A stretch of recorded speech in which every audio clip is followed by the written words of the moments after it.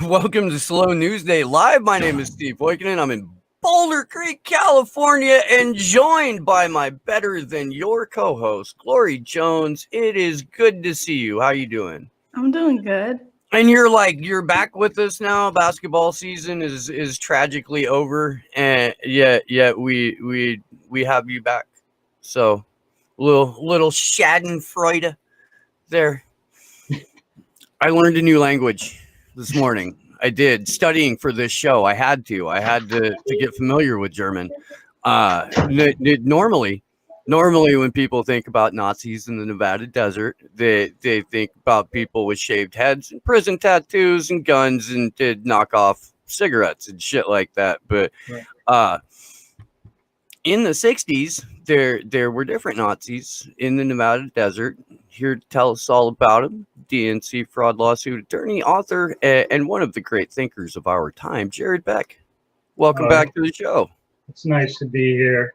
Thanks for having me. It's always a pleasure to be on this show and to talk about interesting things and share a spirit of camaraderie. I see you have a cigar there. Yeah. Well, I quit smoking, so this is actually a little like e-cigarette thing. But okay. It's actually an e-cigarette thing that looks like a cigar. Yeah. That's pretty cool. I figured if I'm going to go ahead and like I don't know, walk around like a grown-ass man with a fucking vape pen, the last thing that I want is to smell like a strawberry shortcake playset. So I opted for the actual tobacco flavored vape, and it comes in what looks to be like a cigar. Yeah, because everything else is like a weird fucking. So it tastes like tobacco, or it kind of tastes like a Cuban. Okay. A little like sweetness to it, almost a little chocolatiness to it, but tobacco, yeah. So it kind of simulates a cigar, basically, without all the nasty. Right, or different nasty. We don't actually know. Yeah. This is the non-salt based vape oil, though, so it's supposed to not give you popcorn lung. I'm trying to like quit altogether. The stepping down process, so I don't strangle my children. Yeah, but as soon as you quit one thing, they'll find something else to addict you on. I mean, that's the way the economy works, right? Sure, but I mean, like eventually, I'm gonna run out of stuff to try. Right. But Steve's got this. Woo! I actually do. I feel like a fuck ton better, and I can, like walk up hills without hating life and shit like that. Yay! Everybody put hearts and hand claps in the chat for Steve. That's so awesome. You really don't have to do that. You really don't. Do it for me then, guys, because I'm happy for Steve. Well, I'll tell you, Steve, it's a hard road to walk. I mean, my wife's quit smoking every year or two. She quit smoking, and then some crazy shit happens, and it's like, fuck, it brings out that nihilism, Yeah, guess I'm smoking again. Yeah, I mean, that's what the existentialists were all about, smoking in the face of nihilism. It's true. It's true. And look, I mean, there's a certain, I don't know, like comfort to it. It's in terms of the psychological dependence. Right. You're controlling. You're hastening your own death.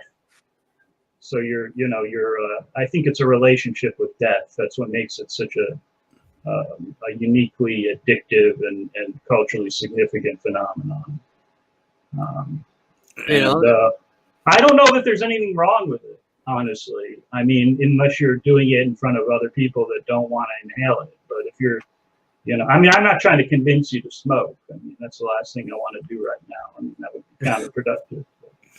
We can go to another topic. I mean, we're not here to discuss smoking anyway. We're here to discuss the moon landing.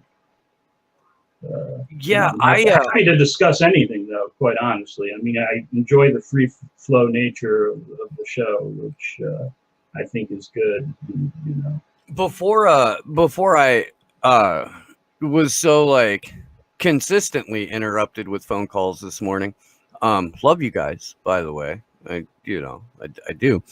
I was watching the WikiLeaks releases of the moon landing camera footage, Mm-hmm. like where they're just dead ass standing in the Nevada desert filming this and like having fun, having a lark. Right. Okay, make pretend you're bouncing on the moon now. Right. Yeah. I mean, look. I mean, it's a large topic. Like a lot of these topics. I mean, I put it in the category of the four sort of master psyops that ruled the American consciousness or consciousness in the 20th century and have formed us as a nation. Well, 20th and 21st centuries, but they've sort of formed our present American psyche. So we have to understand these master psyops in order to understand who we are as people, right? And I think the moon landing's right up there with the other three. And we've already discussed two of them, right? The JFK and the Beatles. Yeah, and this is number 3. We're what? Did 9/11 after this? 9/11, right? Yeah, right. yeah. Right. And It's interesting. we were fortunate enough back in January to talk to Dr. Richard Gage. Okay. Well, so you've covered 9/11, from soup to nuts. Here's the thing, Jared. We're the only ones doing it. Yeah. Even outlets that will cover what's outside of the acceptable topics to cover, outlets that will traditionally cover something like, the OPCW in Syria, Right. they won't touch 9/11. Right. You catch my drift, chat. I catch your drift. And I think, if I had to say why, well, first of all, you're on the left. I mean, there are, the 9/11's more of a topic. I mean, I call myself a creature of the left, not because like I'm a leftist or a progressive or anything of that nature anymore, but that's where I was formed.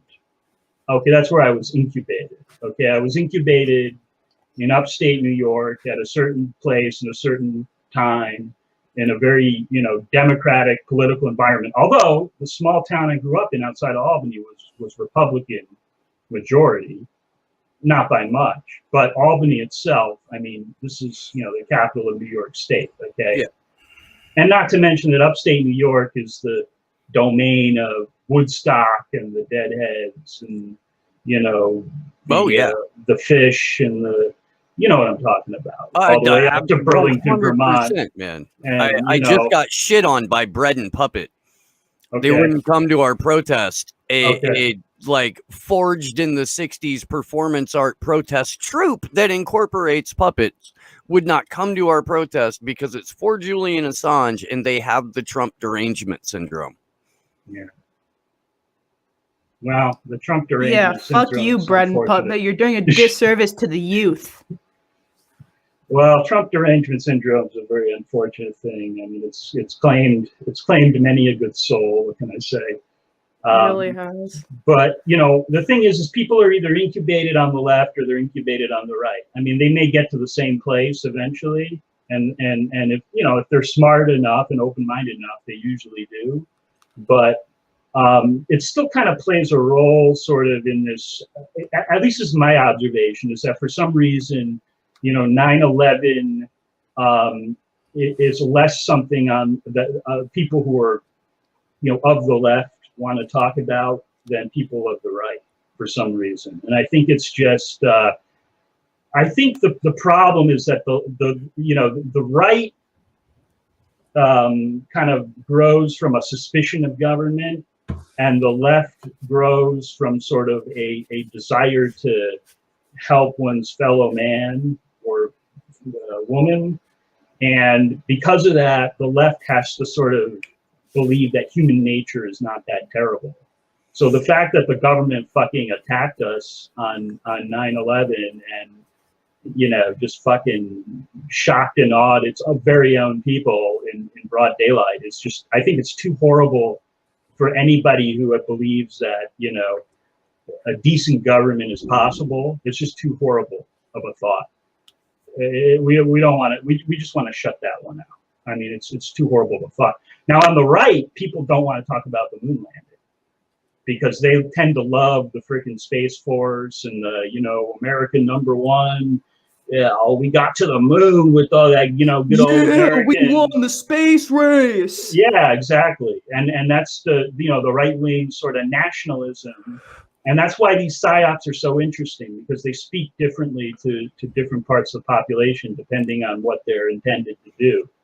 But I think the moon landing is definitely a psyop that's going to be much harder for the right to come to terms with. I mean, I think people on the left, I mean, it seems actually quite. I mean, look, once you accept that the government lies about everything, I mean, why would they tell the truth about going to the moon when it's so much easier? And it might even be impossible to go to the moon. I mean, that's the real thing. I mean, NASA says in its own words that the Van Allen belts are a current barrier to space travel. And that's as a lawyer, when I look at if I'm trying to get a handle on what the hell happened with the Apollo missions, as an attorney, the first thing I look for, the best evidence, is the statements of the defendant. And there are all kinds of statements of NASA itself that should cast serious doubt on this proposition that we went to the moon 7 times in a row without a single accident or a fuck up or a failure or a single person dying, other than the poor schmucks in the very first one who burned to death, Gus Grissom. But we can talk about that. Anyway, I'm just going on, I'm just free flowing here. This is a free form. I mean, if there's any questions that you guys have or thoughts or no, I'm gonna go try and find a clip that somebody put together, like a TikTok mashup of different astronauts getting confronted by an author or journalist or something like that. Bart Sibrel. Everybody who wants to know about the moon missions needs to know the name Bart Sibrel, because he's the guy that confronted the astronauts. He made 2 films. One is called A Funny Thing Happened on the Way to the Moon. It's free on his YouTube channel, and it kind of goes through, very logically with evidence, good evidence, why you shouldn't believe we went to the moon. The second one is actually him confronting these astronauts, in some cases with actual footage, which shows that, we didn't, they were fucking putting a cutout of the damn moon into the capsule while they were in Earth. They never left Earth, and they were filming it to make it look like they're on their way, and there's the moon. I mean, but they were using a goddamn, it's crude. It's crude stuff, and they anyway. And supposedly he got this footage by mistake from NASA, but maybe somebody in NASA was sort of a secret whistleblower when he made this request for footage.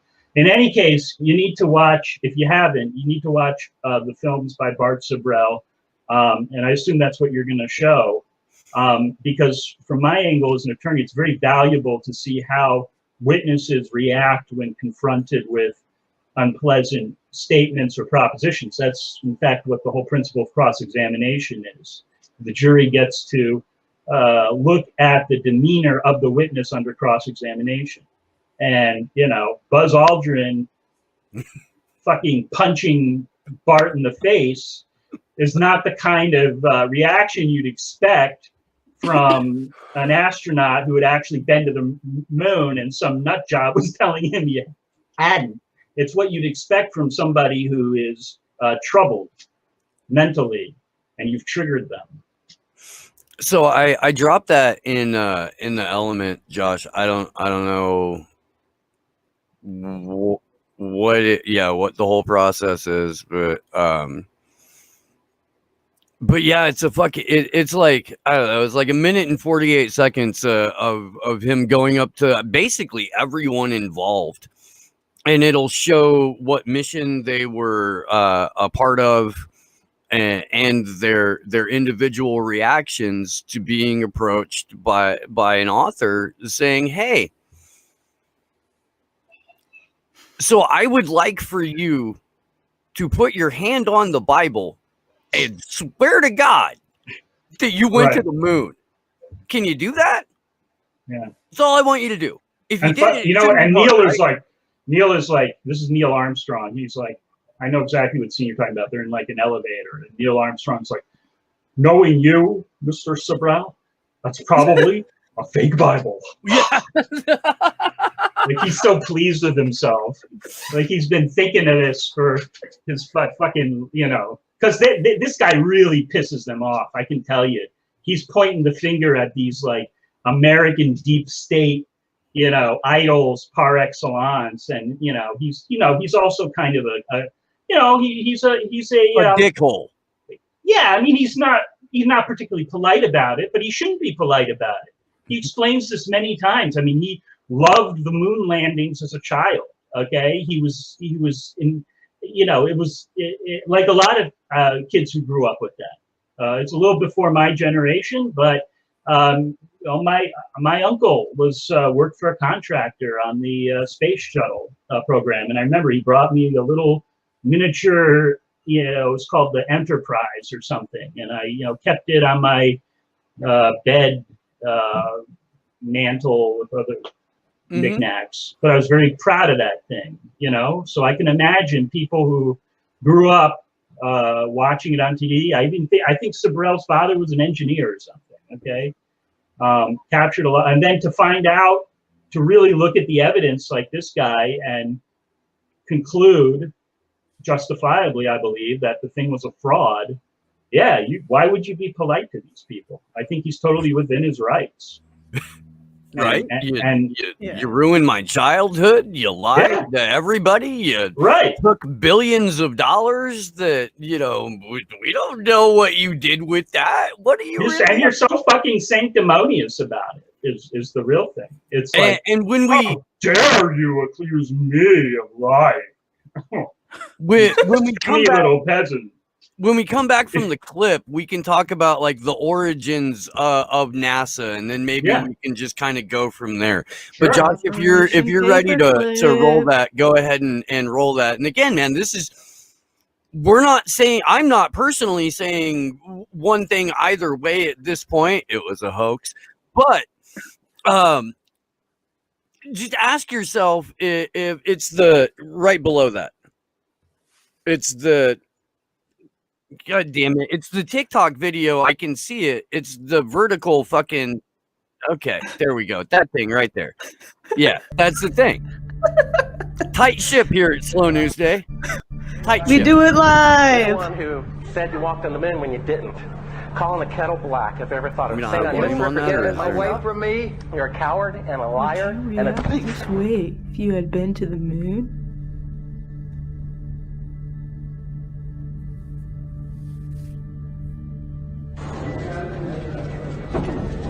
You want me to knock you in the head? Well, I want you to swear to God on the Bible that you walked on the moon. Okay. If you walked on the moon, we're given the opportunity to swear to God that you walked on the moon. I'm going to give you the opportunity to get the hell knocked out of you if you don't leave me alone.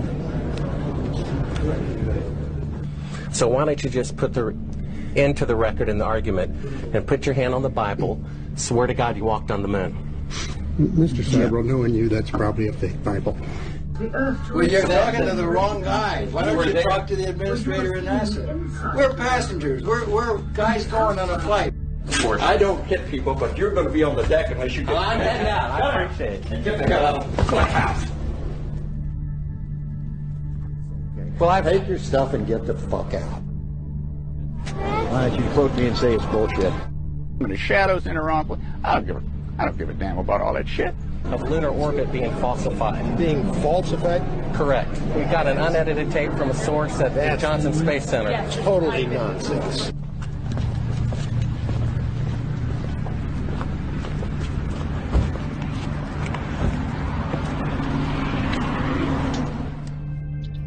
Mr. Sibrel, you do not deserve answers. If you show this publicly, you're open for a lawsuit. Okay? Yeah.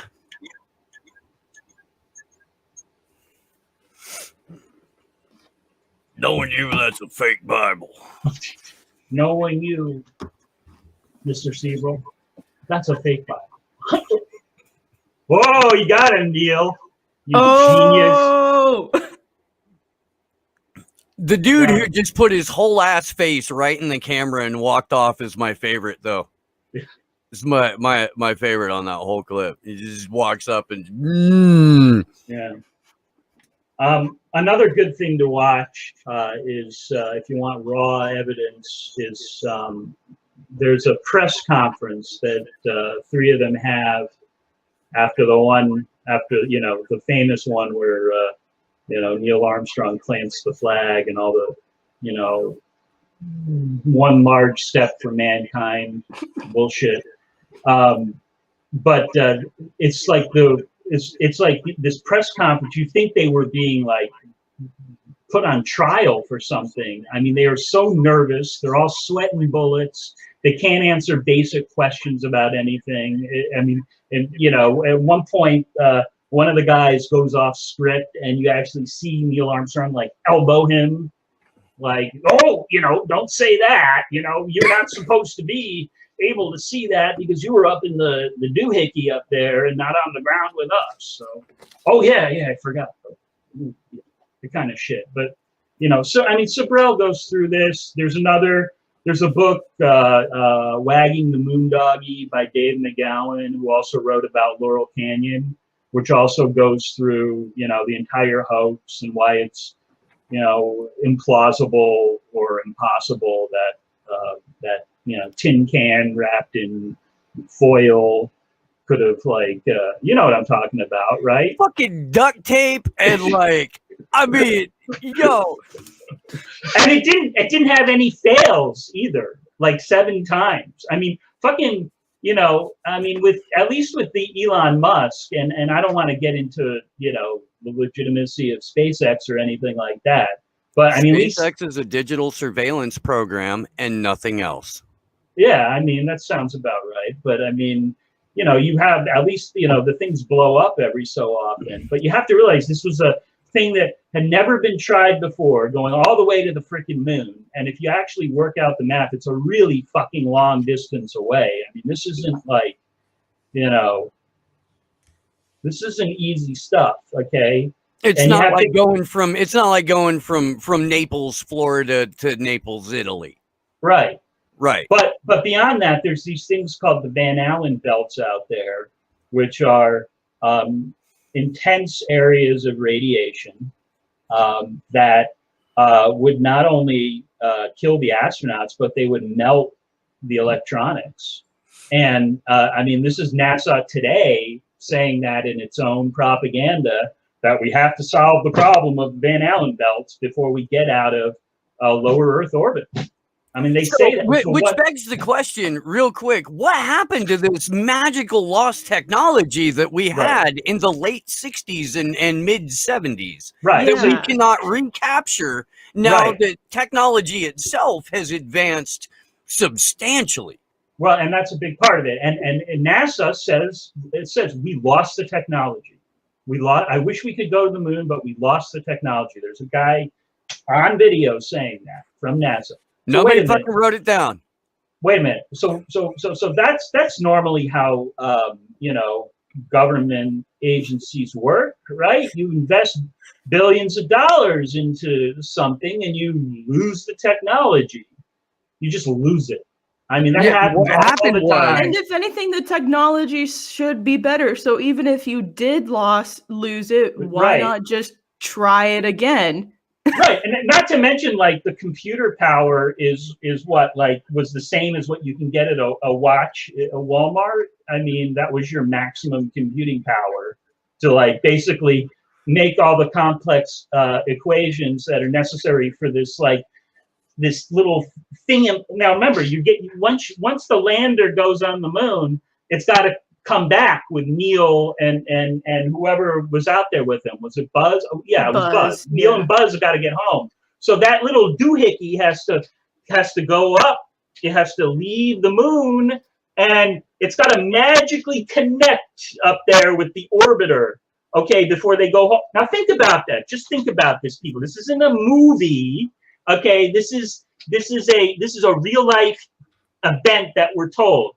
And we're told that this was all done with the computing power of like a watch, okay, perfectly 7 times in a row, and then we lost the technology, and we can't do it again, okay?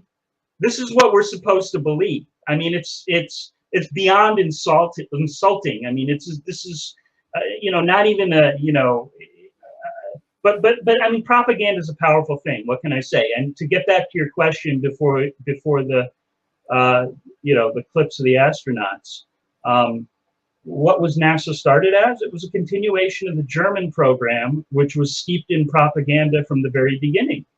And in fact, the early films about space travel that were made, including I believe one was called Man in the Moon. It was a French film, and then it became very popular in Germany. But it showed, this was in the 30s, but it basically previewed how the moon landing was going to look on TV to us, including with like staged rockets and, you know, the launcher at Cape Canaveral. You know, all that stuff was built on the movie set initially in these initial I mean, they were entertainment films, but they were also, you know, the Germans were in the Nazi era were the first to really think hard about propagandizing their population with the newly emergent mass media of radio and movies and eventually television. But the Americans, I mean, we perfected it to degrees that the Nazis could only have dreamed of. And I think that's what the space program is all about. Well, I mean, and in part with the help of Nazis themselves.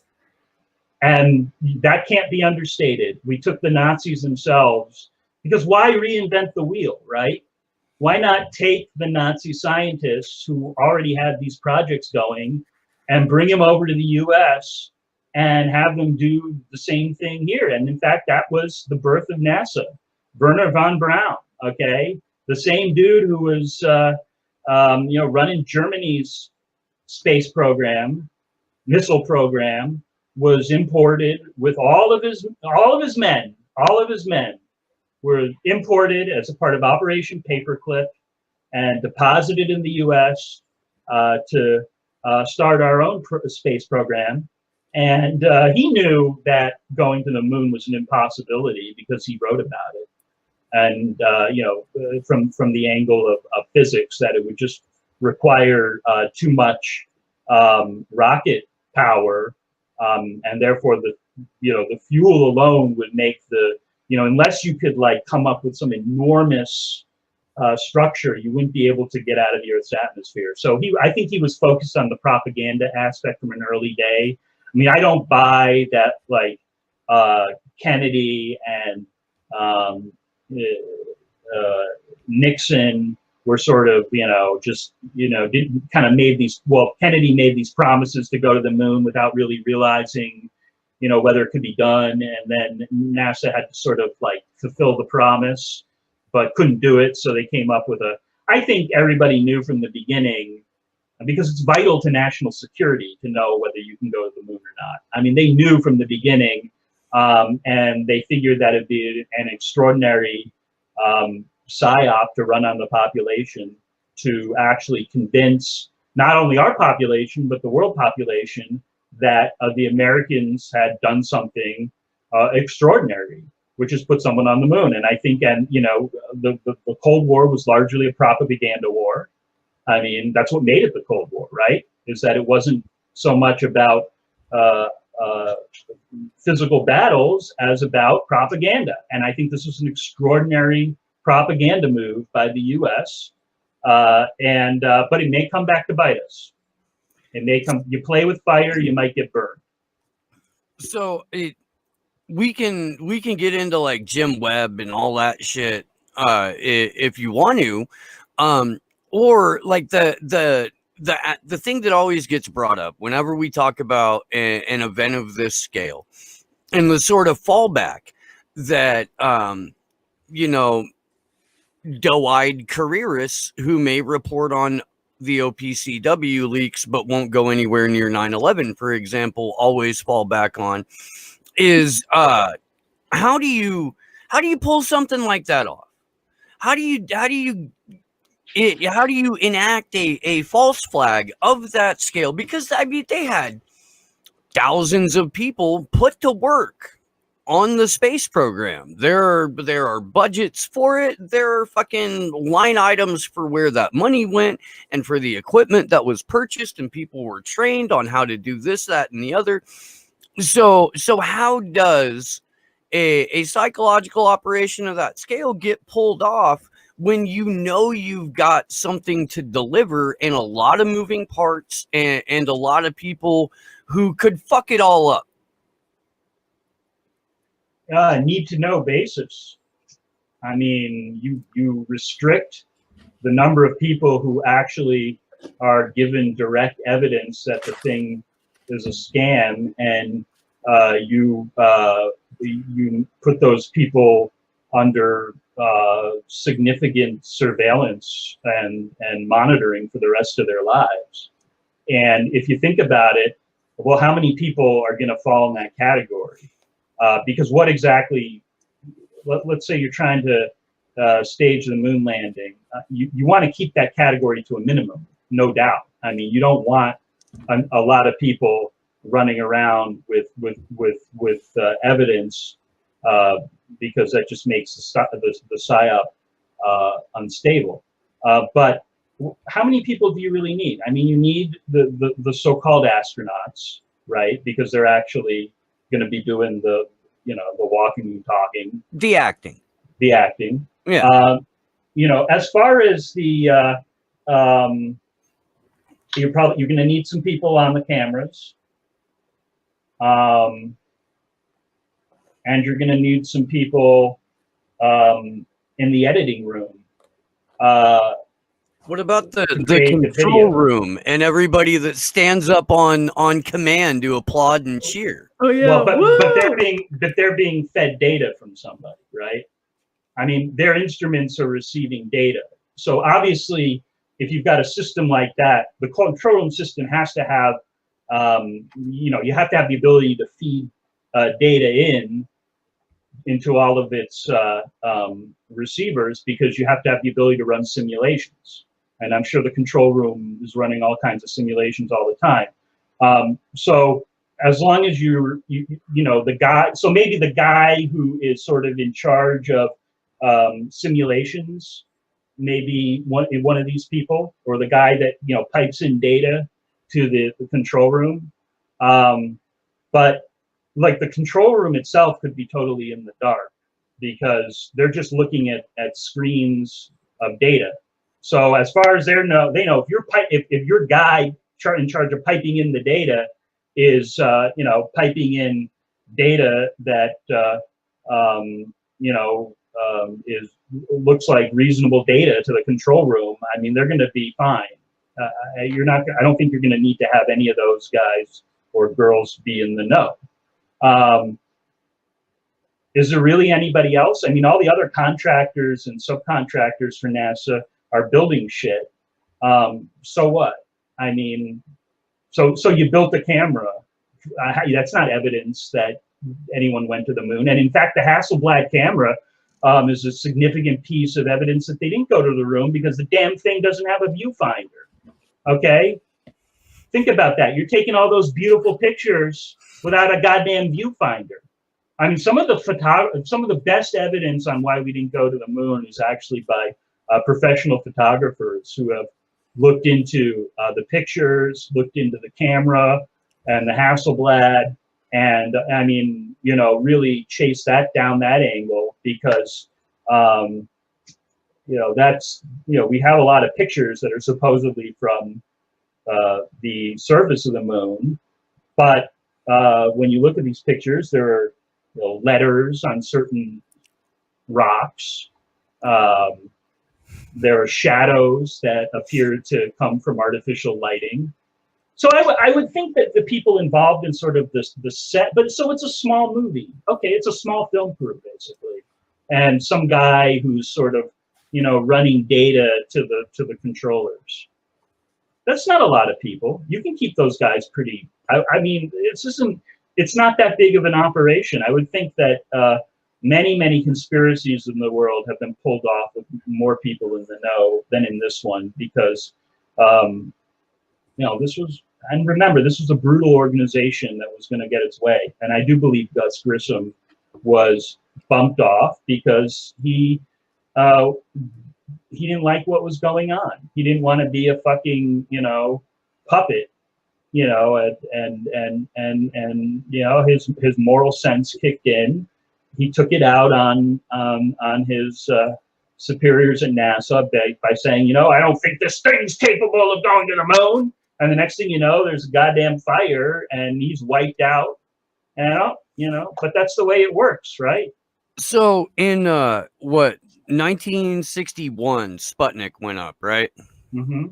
And then after that, they tried the M1. Okay.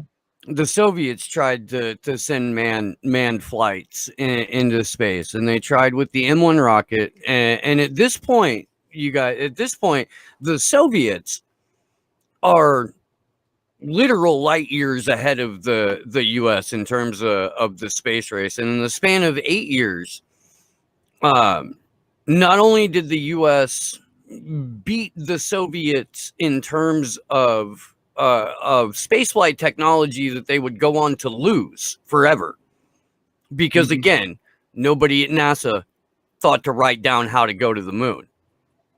So they also lost the telemetry data. So all of the data that was supposedly recorded by the instruments that were along for this ride, that was just lost. They don't have that. I mean, come on. I mean, nobody can possibly believe this shit. I mean, especially in this day and age when you know that the government is basically just a lying sack of shit every moment of the day, all the time.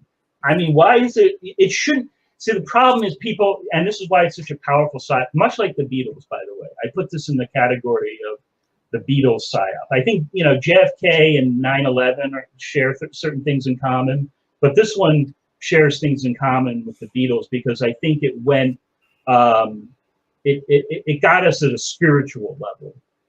Okay, it was a knock to our spirituality, and much like I think Tavistock was looking to remake the spirituality of the Western world and transition us from a religious society to a secular society, and thereby elevating the state as the supreme power over all of us. I think the moon landing was doing that as well. And that's why it's so hard for people to see the lies that are right in front of them. I can't get over where okay, you're an attorney. My mom was an English teacher. At no point, if you were one of my mom's students, that if you could come to her and be like, okay, here's my report, but you're not holding anything. Well, I had it,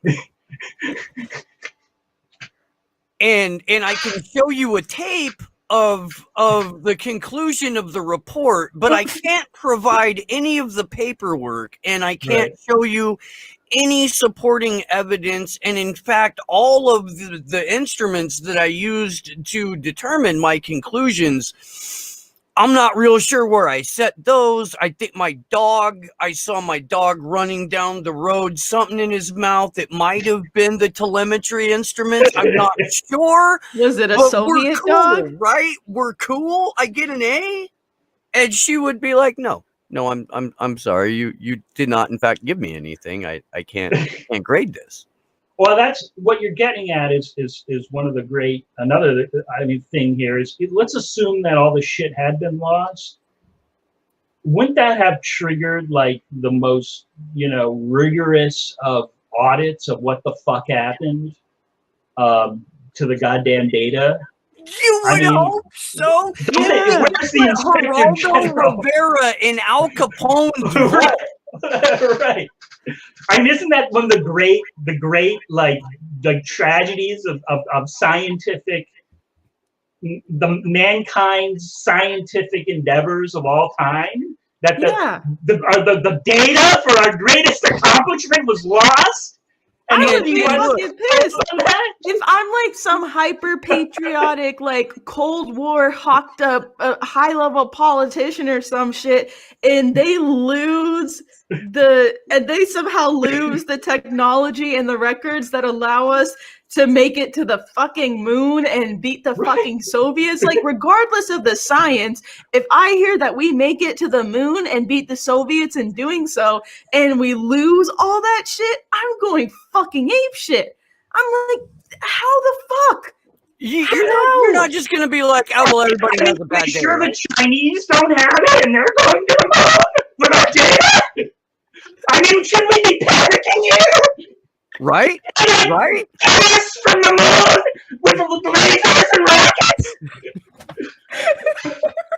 I mean, this is why nobody wants to go down these rabbit holes, because it just shows like the absurd lie of everything you've been fucking told.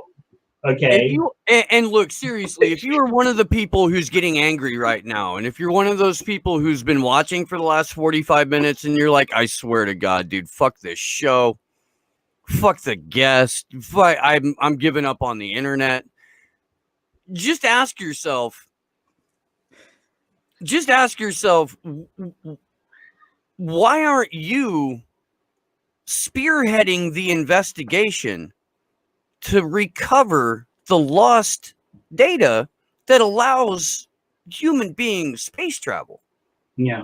If you want so badly what part to of the prove fucking this, cartoon did you ever imagine that the person who would return space flight to God's favorite nation would be the son of South African slave emerald merchants?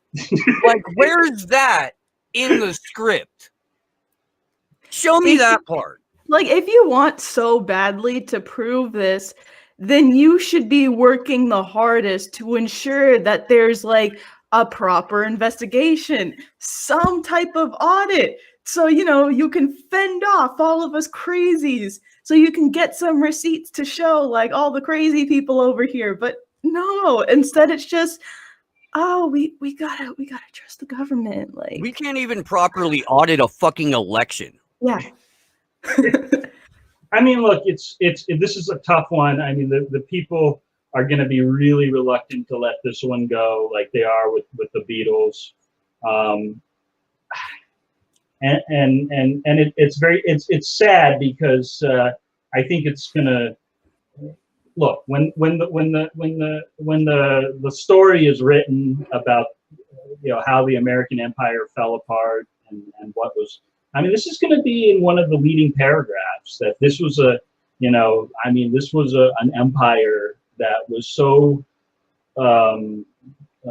vainglorious. So vainglorious. That's a great word. That's a great word. That's perfect. So vainglorious that it had believed to have actually landed a man on the moon in 1969. And it's going to seem, people are going to laugh. They're going to be like, what a bunch of fucking idiots. Those fucking idiots in like 1969, they thought they could get to the fucking moon in a tin can, and they told people this, and people fucking believed them for how many years? A Ford F-250 with some fucking duct tape, man. And the home of the free.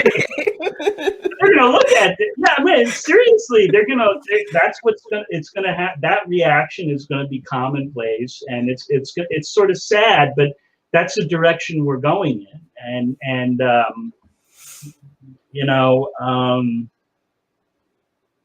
I mean, it gives me pause.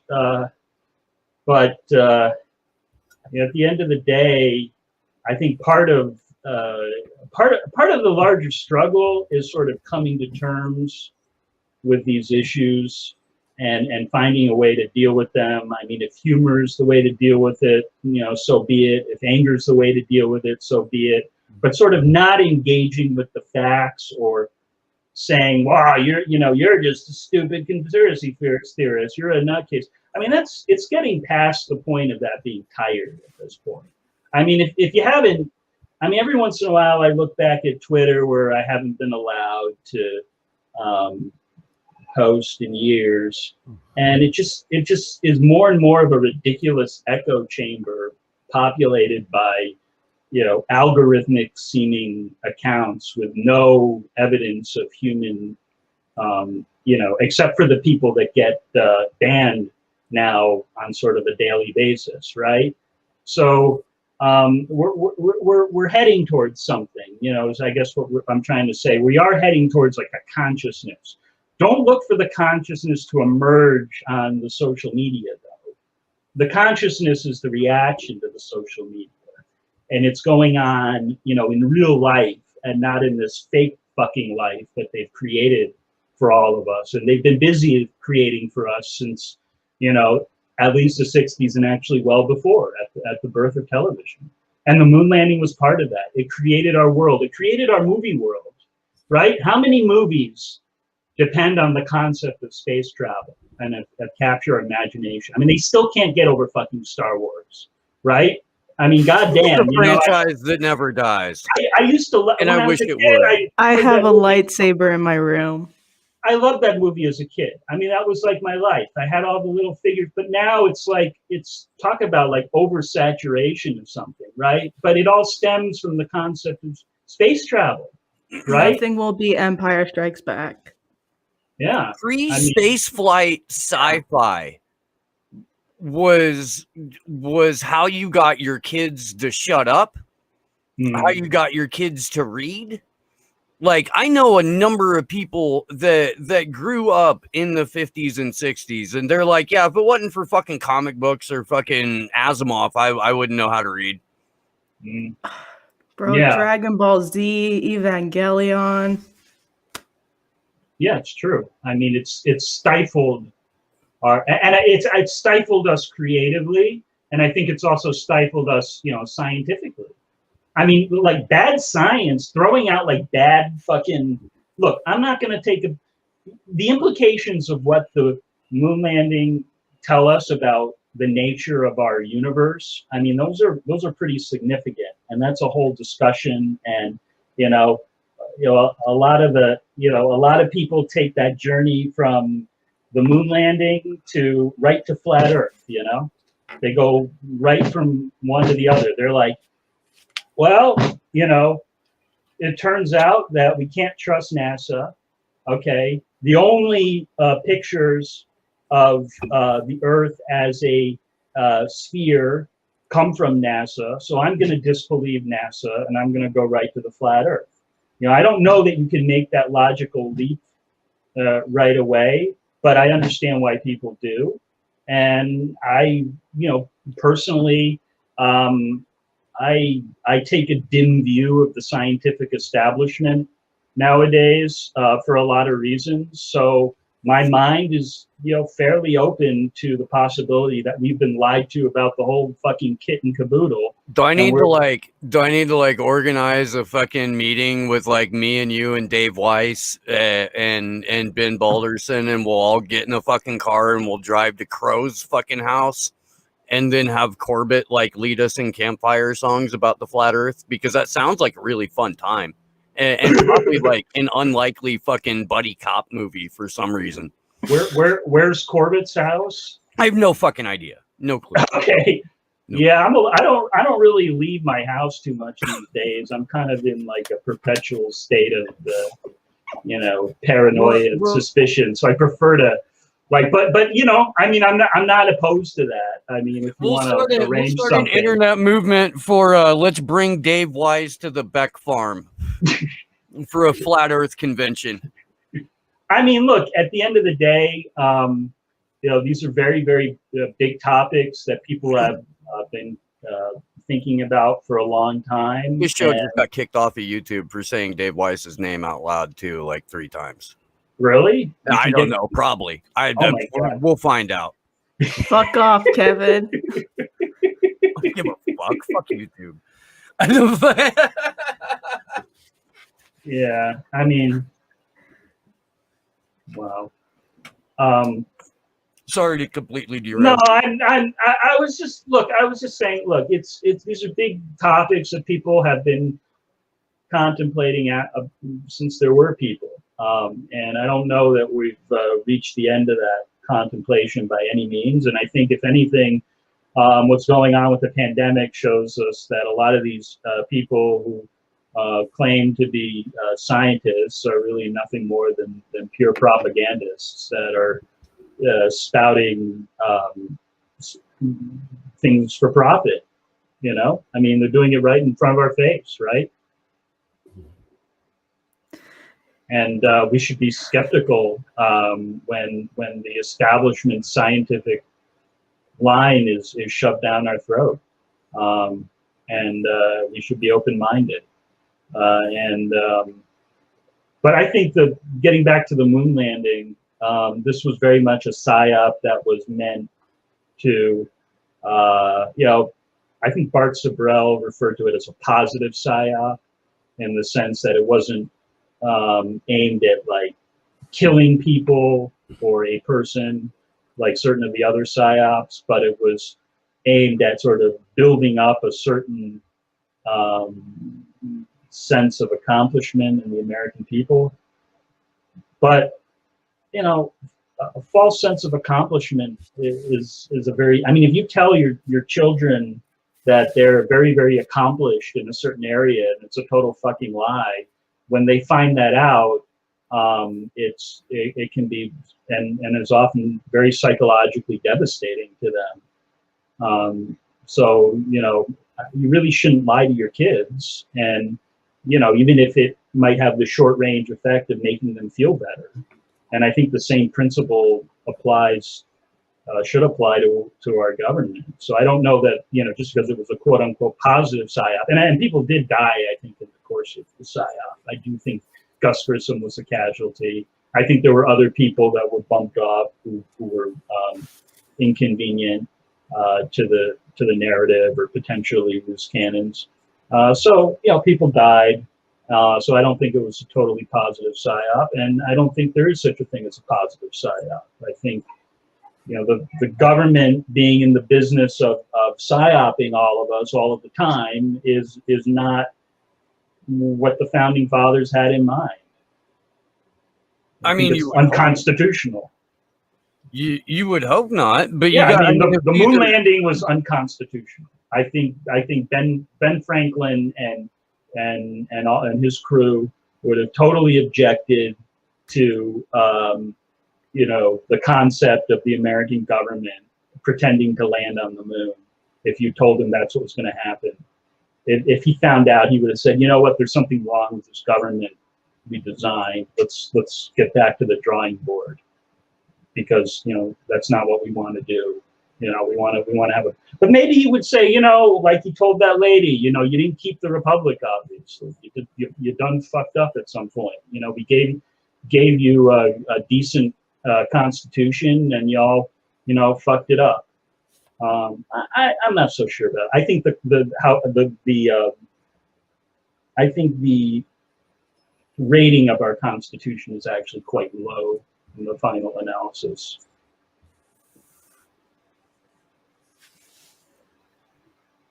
You should be ashamed of yourself, Constitution. I don't think it was a particularly good constitution. I think there's a lot of loopholes in there. The very fact that it incorporated slavery, I think, is a horrible thing.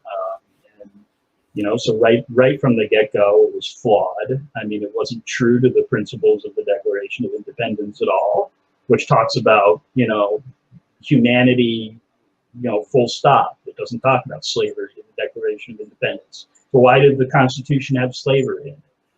And then that's a problem right from the beginning. Okay, And I think human beings, one nation under God, indivisible, seem to be at odds with each other. Seem to be. right. You know, It was. Yeah. I mean, maybe we have to get back to the Declaration of Independence. Maybe that's our founding document that we need to. Maybe that's the one that, you know, sort of really established what was good about the American nation, and things started to go off the rails at the Constitutional Convention. I mean, honestly, you know, the Articles of Confederation might have been a better solution long term. I mean, you know, just like have a weaker confederation among the states, let the states go their own separate directions for the most part, you know. But I think there were forces that wanted to see a united colonies because economically it would be very beneficial to them as a counterweight to Europe and so forth. Yeah, I mean, I think that, I don't know, I'm going to take a lot of liberties here with putting my thoughts into the fucking heads of people that have been dead for several hundred years. But, I mean, these were people who understood the reach and scope that centralized power could get them. And I think that they were trying to overwhelmingly centralize the power structure to be immediately impactful on the world stage. And if those are your ambitions, they went about it the right way.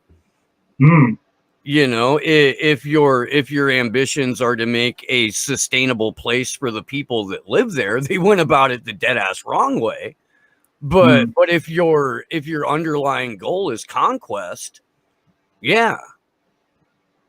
But I mean, you would want to immediately, as massively as possible, centralize your power structure so that you could then immediately begin to exert your influence.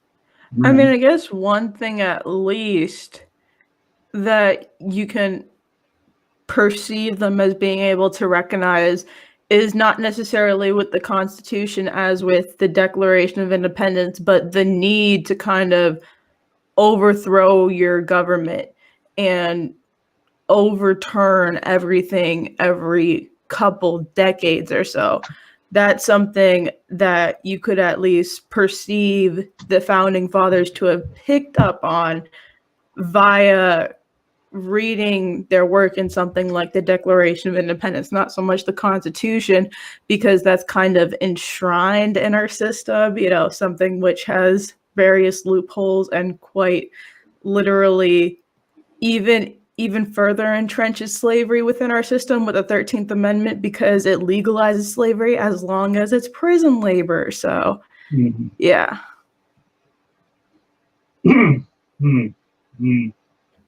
Yeah. Yeah, I mean, it's hard to get in people's heads. And honestly, like, most people don't really think like hundreds of years ahead or really care hundreds of years ahead. I mean, these people were looking to form a government for their own purposes. And most of them were, you know, they were tobacco planters, and they owned a lot of land, and they, you know, they were merchants, and they had an interest, I think, in like you said, centralizing as much power as possible at the outset to protect their own property rights and their business interests, which is like, you know, what most people like that think like, right? So, you know, for all the rhetoric about, because here's the thing, I mean, part of American exceptionalism is this belief that our system of government is the best that was ever formed. The founding fathers are like these, you know, saintly characters.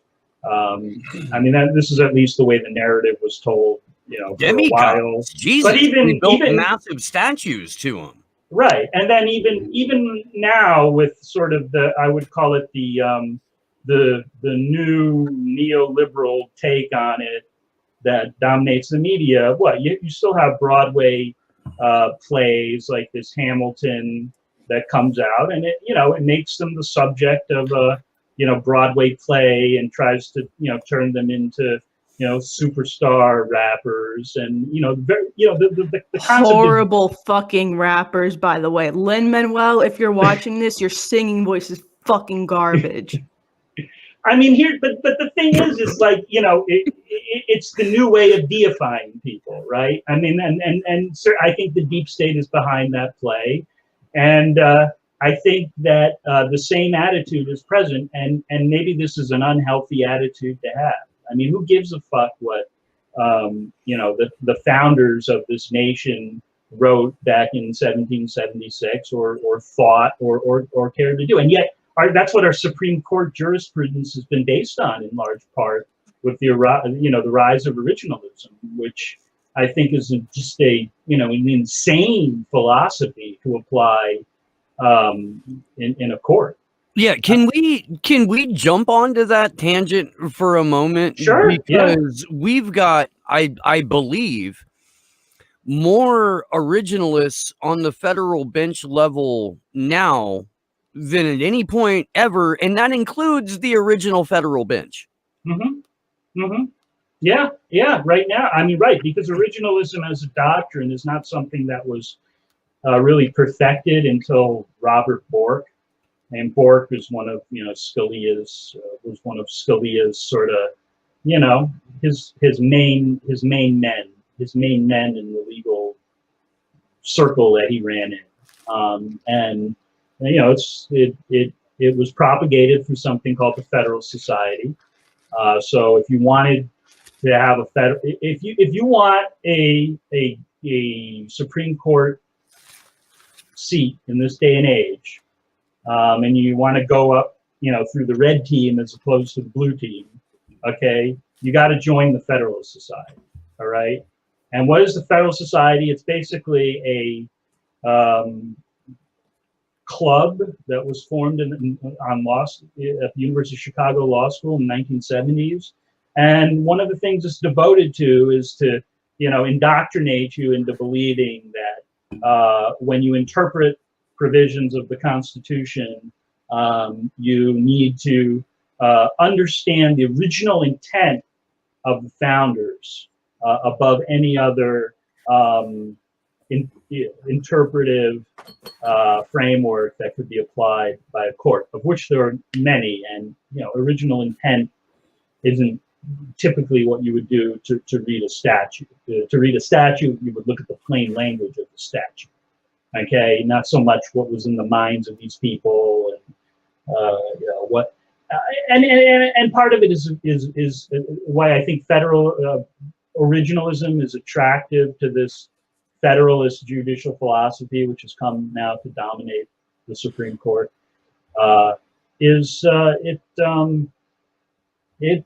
It allows for very, very draconian, unjust results, because you can just say, well, that's what the original founder intended.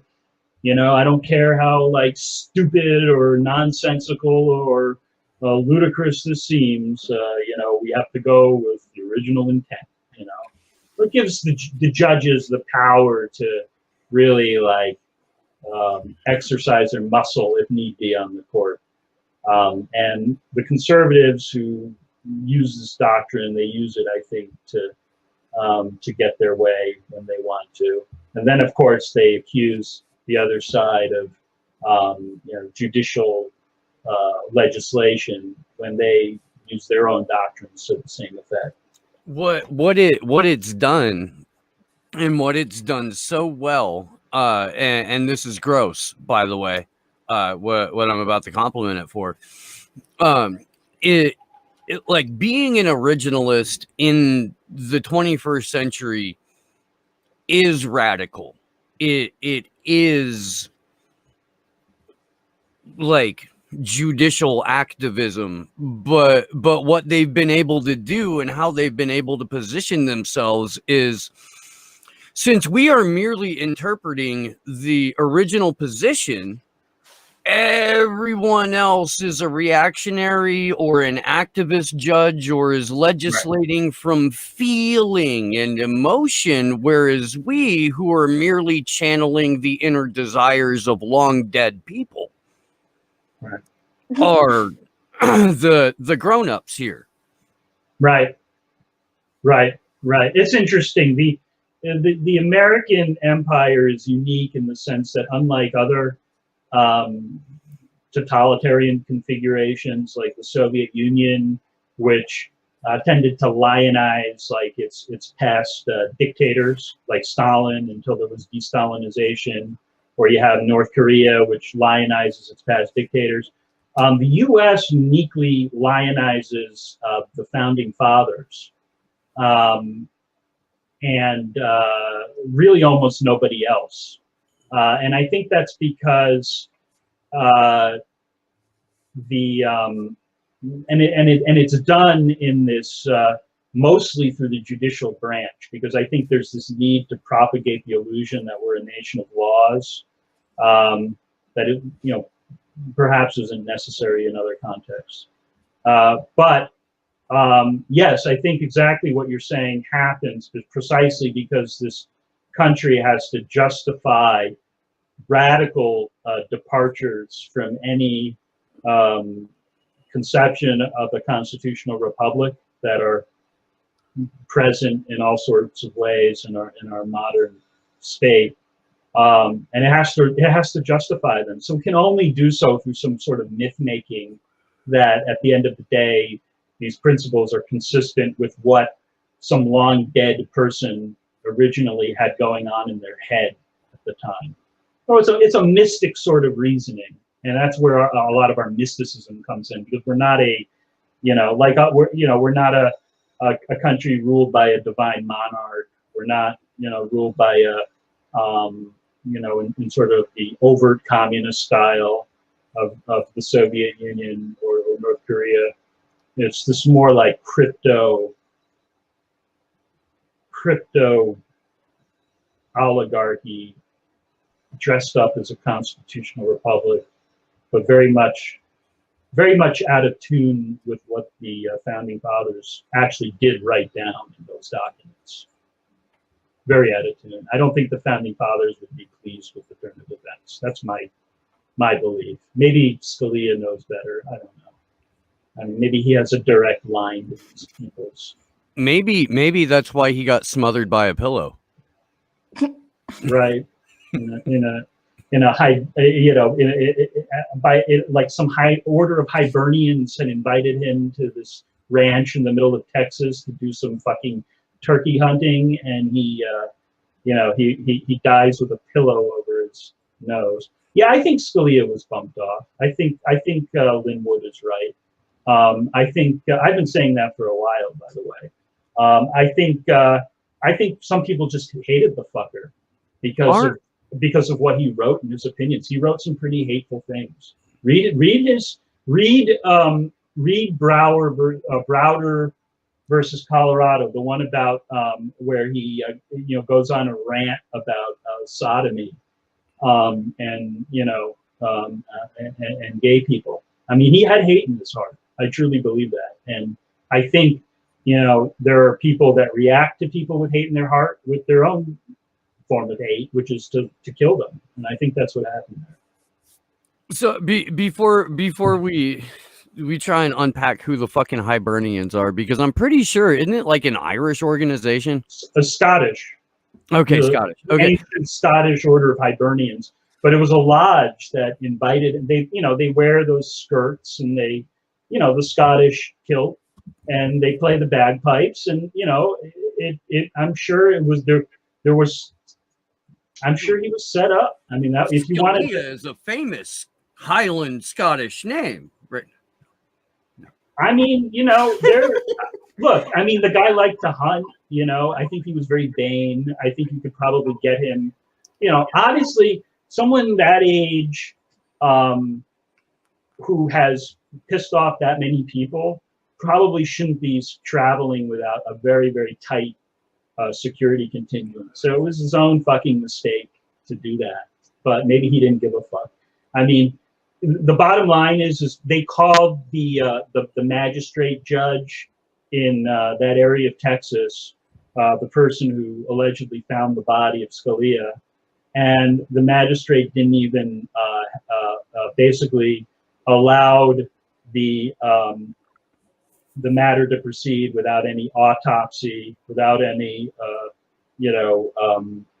coroner's inquest, which is standard procedure, especially when a federal official dies under circumstances like that. And I think it's because they all knew that their father had been bumped off. What we immediately were told in the public was that okay, well, sure, he was a bastard, but he was Ruth Bader Ginsburg's best friend, and here's their correspondence. So focus on this and just don't ask any other questions. Right. Poor guy, poor fella. Well, that's the flip side to our lionization of the founding fathers, is we make the Supreme Court justices into these weird celebrities that nobody in the general population actually likes these people. But if you read, CNN and Fox or whatever, like, you would think that everybody in America just like had a picture of like Ruth Bader Ginsburg over the notorious RBG. Right. Y'all motherfuckers desecrated the Black Panther by photoshopping dead Chadwick Boseman in with Ruth Bader fucking Ginsburg.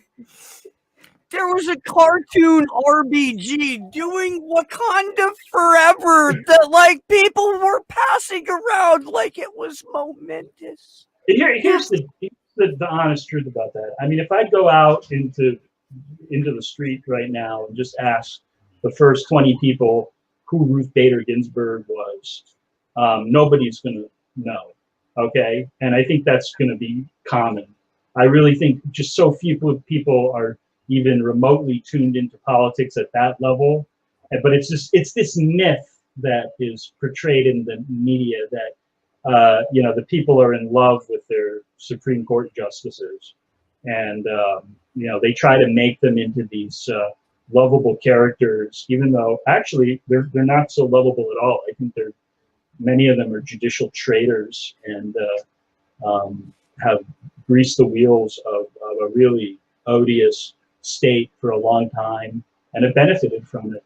And I think their time, especially once you read their actual opinions and decisions, like Ruth Bader Ginsburg.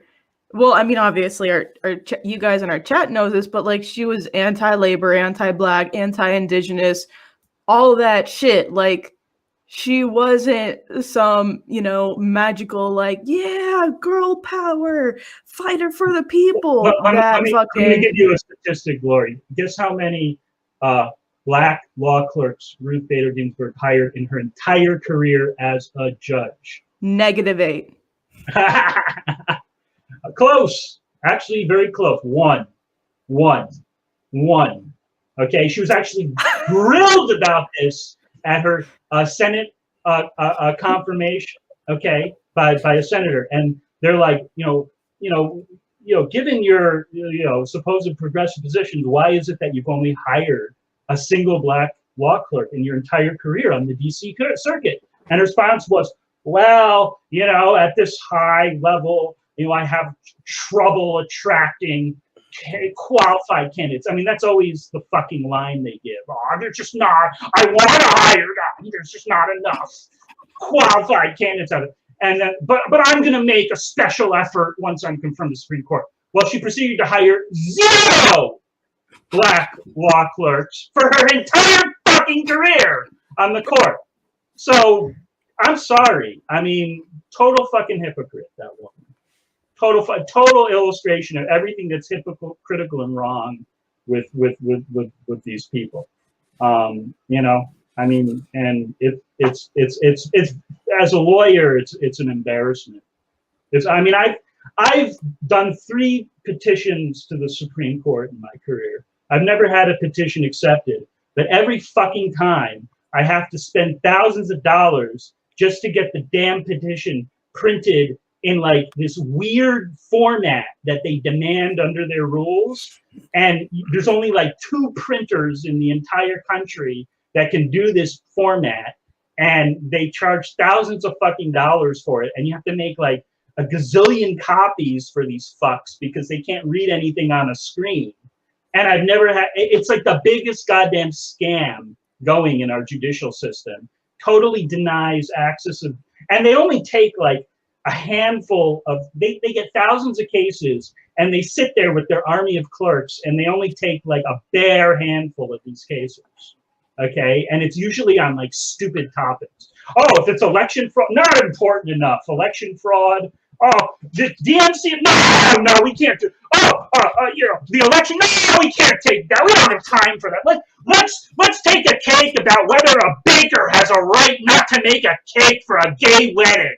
That deserves 30 goddamn pages of heavily cited opinion and dissenting opinions. That's what we need to decide, because that's what people are screaming about in this country.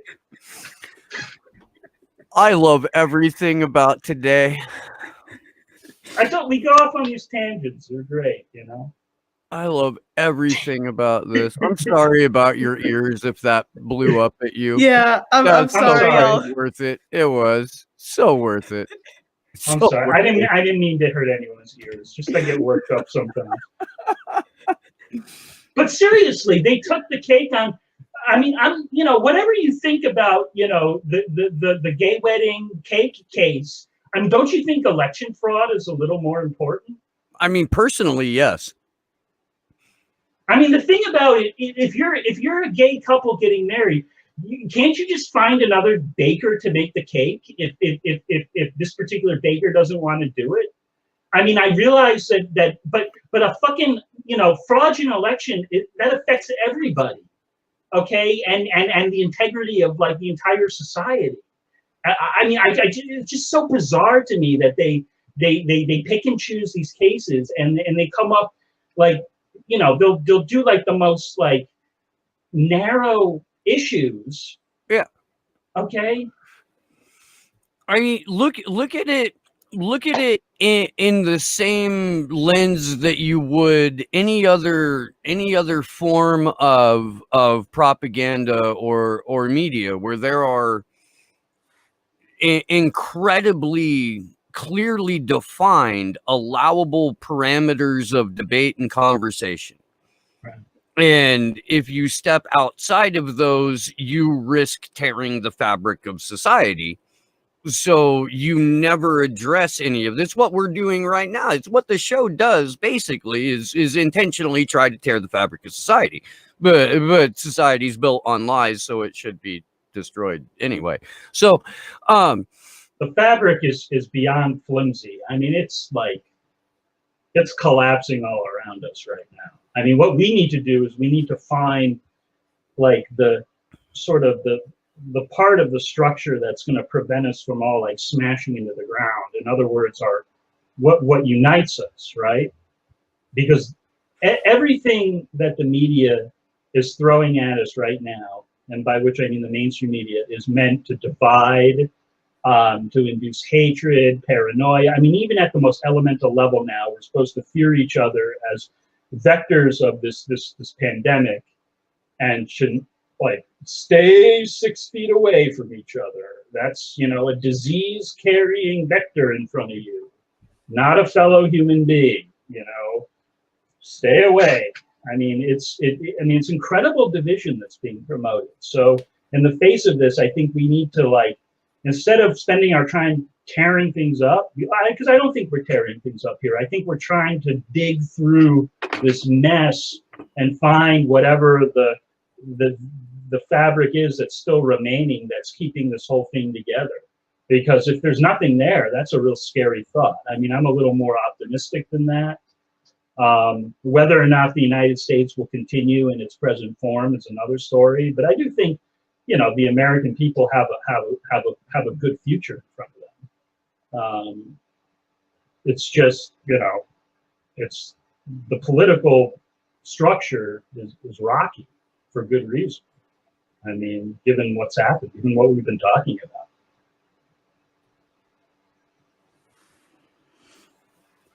Yeah. Shit's all gonna go down.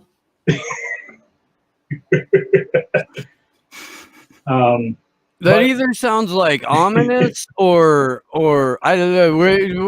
What kind of angle are you trying to put on that, Glory Jones? It can be whatever you want to mean it. That's the beauty of it. I'm not telling you which angle you should take, but just shit's gonna go down. Whether, shit's gonna go down between this, the Great Reset, slow news day about to hand motherfuckers some smoke.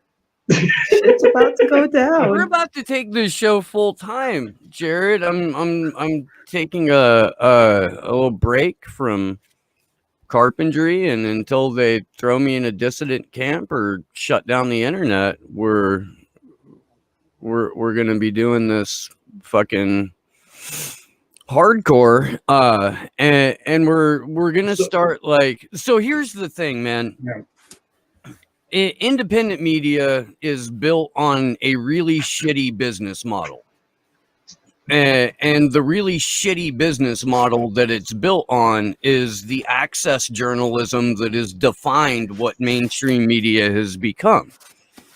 So instead of journalists who are there to disseminate the reality of the situation and to ask the uncomfortable questions and to go and find answers, we have people who have cultivated friendships with politicians and friendships with CEOs and friendships with the national security state.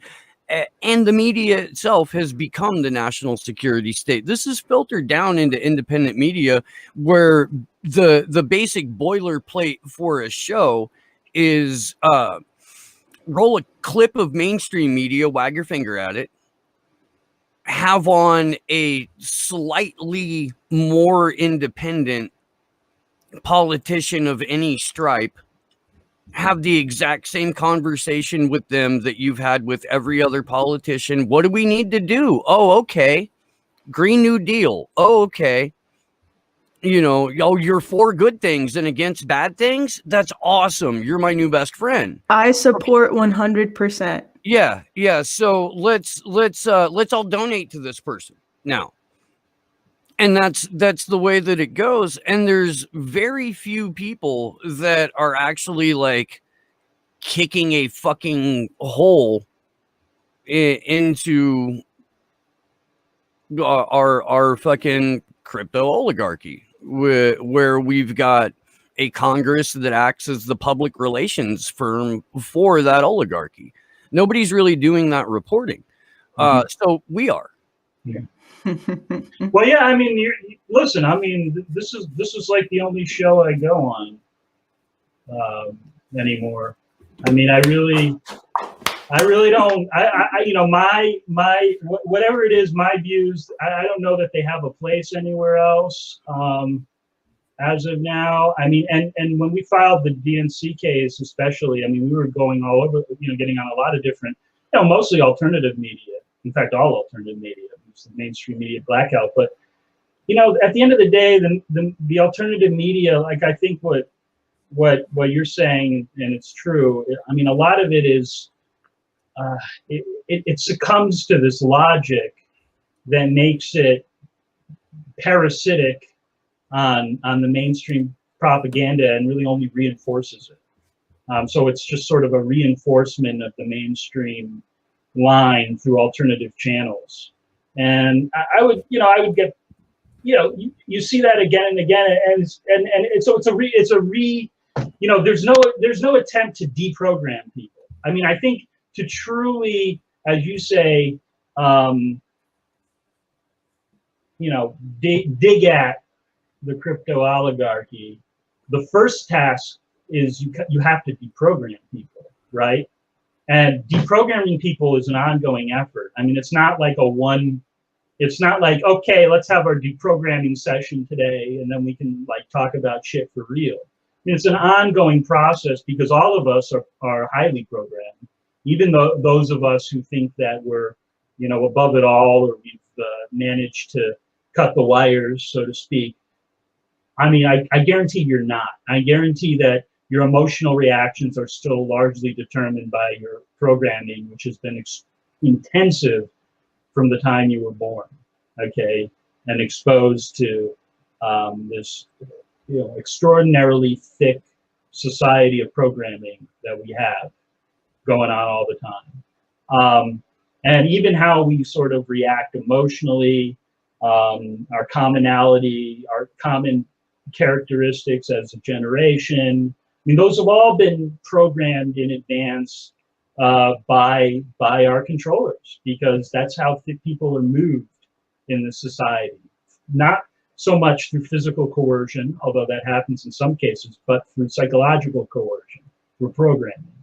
And these patterns are so ingrained. I mean, this is one of the reasons I can't do Gab anymore, is because I'm just sitting on there and it's all fucking shit from people about, well, we got to support Trump in 2024. It's like, what about rigged election is impossible for you to understand? And I already had this discussion with the Bernie people in 2020. It was frustrating and I stopped. I'm not going to go through it again with the fucking Trump people, but that's most of what you see on Gab, okay? They're falling right back. Just fucking, 2 months ago, everyone's talking about, everyone's, in DC with the rigged election, and now they've all forgotten. It's all like, well, we can just, vote harder in 2024. Didn't you hear though? Trump is actually the reincarnation of a Sumerian god, and this emperor god is going to be resurrected. Right. And this is the Q crowd Trump now. This is what they've done. I'm not even fucking making this up. One of my phone calls this morning was my buddy up on Murder Mountain, who was just fucking cracking up. He's like, bro, have you seen what the Q-tards are up to right now? Have you seen this shit? No, you guys don't get it. Trump is currently playing 45D chess right now because he is actually the one controlling Joe Biden. Well, I mean, somebody's controlling Joe Biden. That's inarguable. Right. Yeah, there's all different. The Q thing split up into a lot. At the end of the day, that was Q was a psyop that was clearly designed to take evangelical thinking, transfer it into the political realm. I think they went through a lot of churches to do it. So there was, it wasn't just on the internet. I think it was spread in, communities of faith where, the Q eschatology makes a lot of sense because it sounds a lot like, what Jesus is going to do in the book of Revelations. 100%. And wait, go ahead. No, I mean, that's, the state, the modern state is the secular God. Okay. And this is what I was saying with the Beatles, right? They had to get us to this point by getting rid of all of our religious, the religious characteristics that I think made up this country in a lot of ways before the mass psychological control techniques got a hold of the population. But one of the things that was deliberately done through Tavistock was to erode religion. And the people in charge of it, I think they fundamentally believed that religion was bad for society. It was the source of all human conflict. And they were dreaming of this Aquarian future where people would relate to each other in a non-religious way. And so when John Lennon came out and said the Beatles were bigger than Jesus, that was a very deliberate phrase that they wanted the American people to digest. And they originally didn't like it. And they originally vomited it up. And there were a lot of protests against the Beatles. But those protests, like all protests against the deep state, were crushed. And, the Beatles became the rule of law. And now we see the effects of that. What are those effects? Well, I think in the old days of true, the Protestant Christianity that this country had to a large part, especially throughout the Midwest and the South, would not have digested the Q narrative in sort of the pre-Beatles age. Okay, because it's you're putting man above God. Right? I mean, you don't do that, right? In Christianity, that's like the biggest sin. but you can do it once you get through the Beatles, and the Beatles convince everybody that, God, Jesus, nothing special, rock and roll, that's where it's at, kids. And once those kids grow up, and they join those churches, but the churches are less than what they were. They're not the bulwarks of morality. And I'm not saying it only has to be churches either. I mean, it's any, I think, for a long time, religions have been the center of morality for civilizations, and there was an extraordinary attack on the religious institutions in this country. And I think that's why we're morally flailing as a people, like something that hasn't been seen in quite a while. So, but this is religion as state power lost its spot, really. What, like French Revolution era, 1700 for good, and then we've had what now, like about 4 centuries of quasi-secular or almost totally secular rule. No, that's a great point. The Enlightenment was, started out in opposition to religion, okay? And it definitely eroded the power of religion through a very long process. French Revolution being a great example. But I think when we got to the 20th century, and let's not forget that psychology itself as a discipline is an outgrowth of the Enlightenment, right? It's, when you go to Freud and you look at what he's really trying to do, he's actually trying to understand human behavior by applying principles of reason rather than how people used to approach mental illness, which was, you're possessed by the devil, right? Okay, I mean, this is really where psychology started to make its inroads in 19th century Austria, and then of course it came over to the U.S. But I mean, these psychoanalysts, I mean, they were really trying to understand what was going on with people who seemed to have trouble mentally functioning in society, and maybe we can cure them or find a cause at least, and raise people so that this doesn't happen.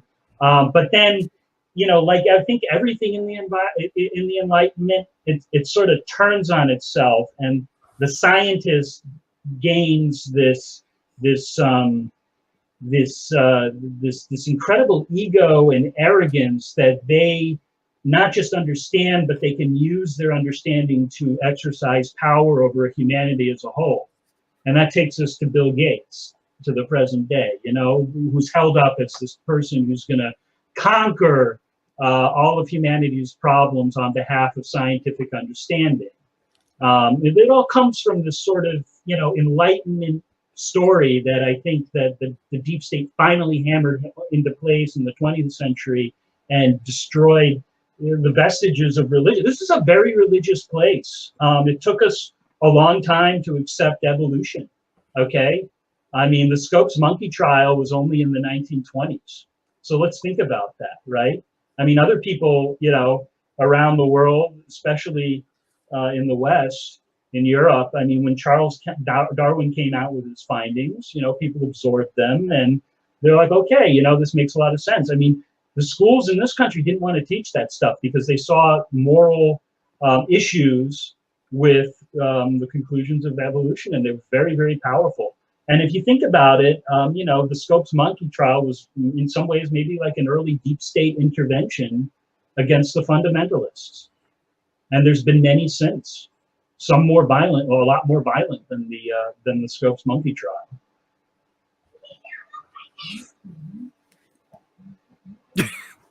Is there something funny about the Scopes monkey trial? There's a really good book on it I read. I've got a Bill Hicks bit in my head that goes along with that. So anytime somebody brings it up, I immediately like wander off in my brain over to Bill Hicks' stand up there. So I have an involuntary reaction on that. But I mean, it is kind of weird. I was looking before we got on the call. I putting the promo tweet on Twitter and shit like that, and I saw that just today, like it's only been 56 years since Bloody Sunday. And in Ireland, or which Bloody Sunday? No, here where the Birmingham police and the Alabama State police descended.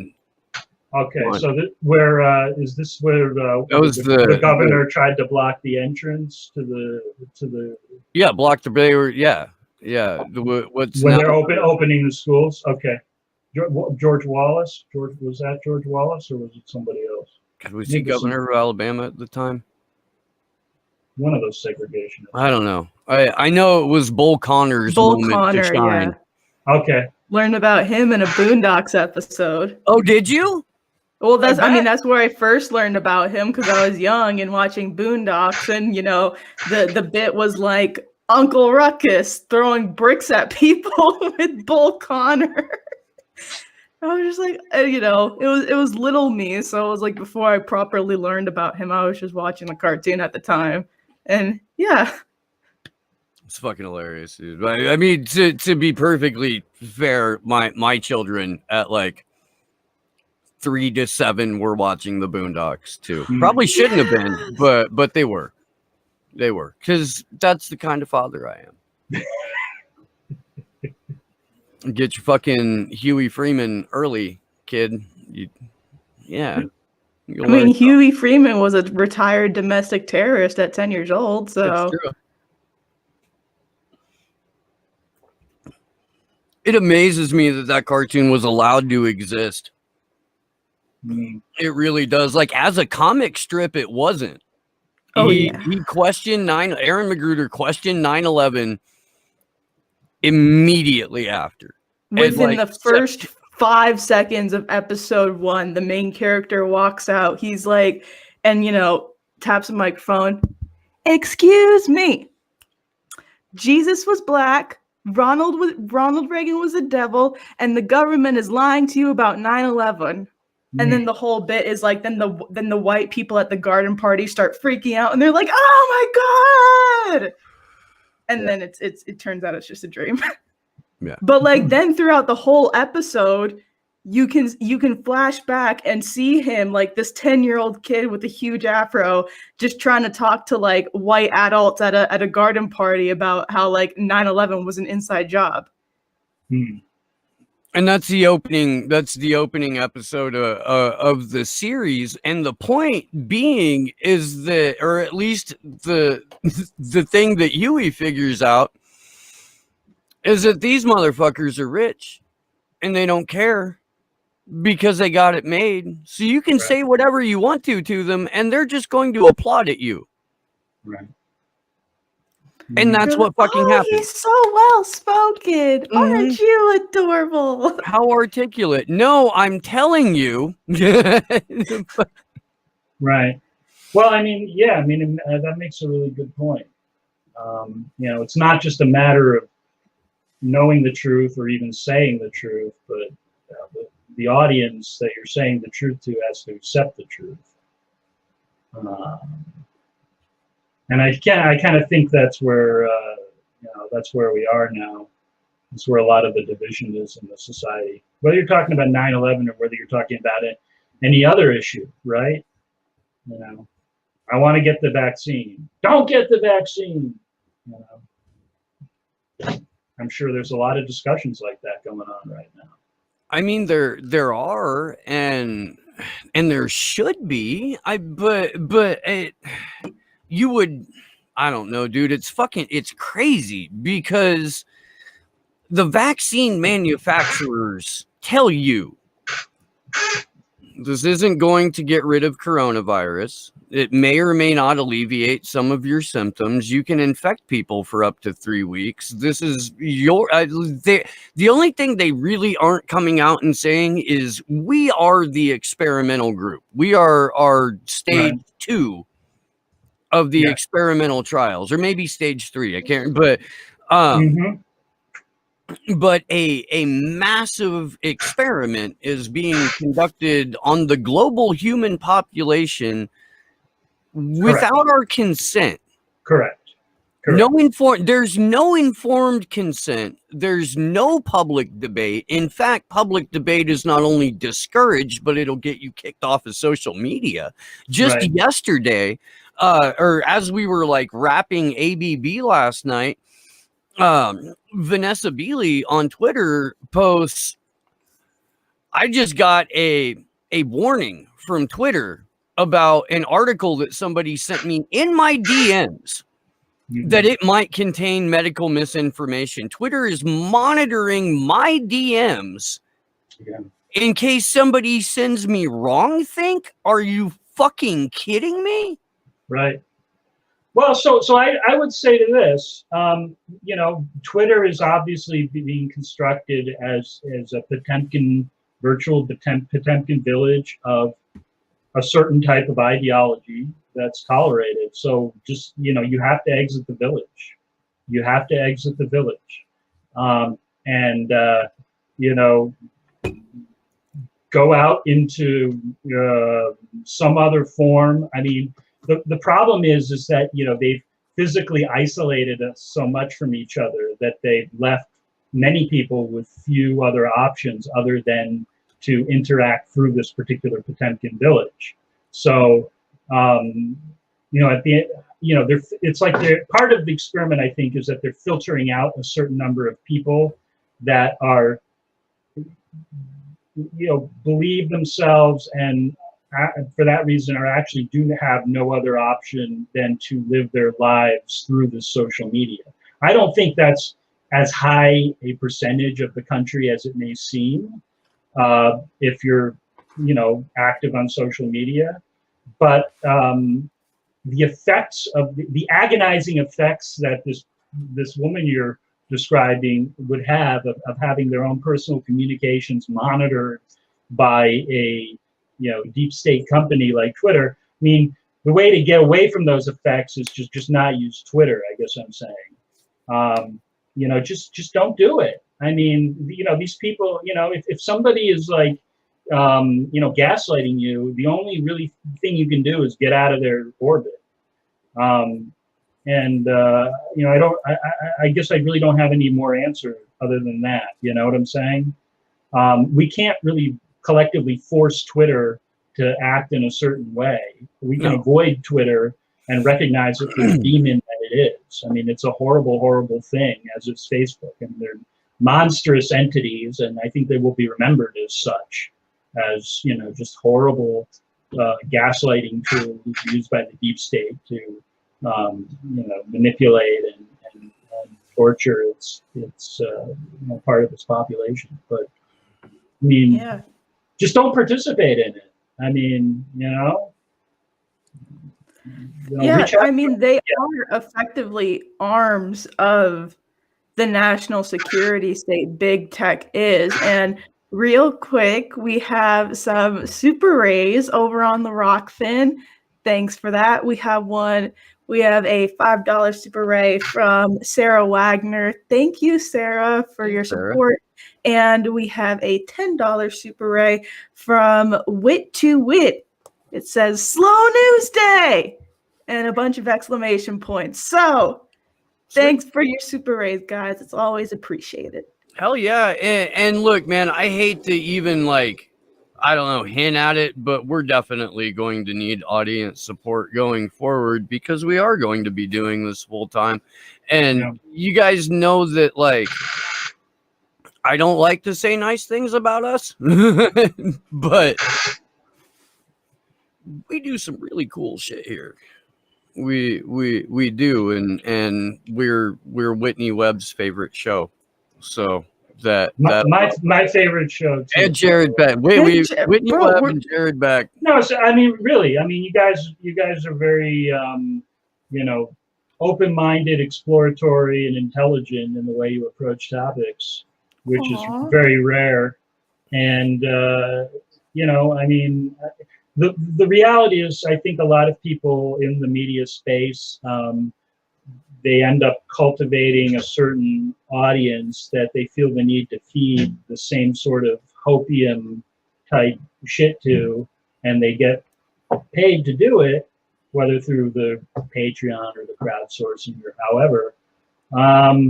Sometimes you have to give your audience tough love, you have to shake them out of their comfort zone. I don't know. I mean, obviously you guys have a different audience than what a lot of people are searching for in their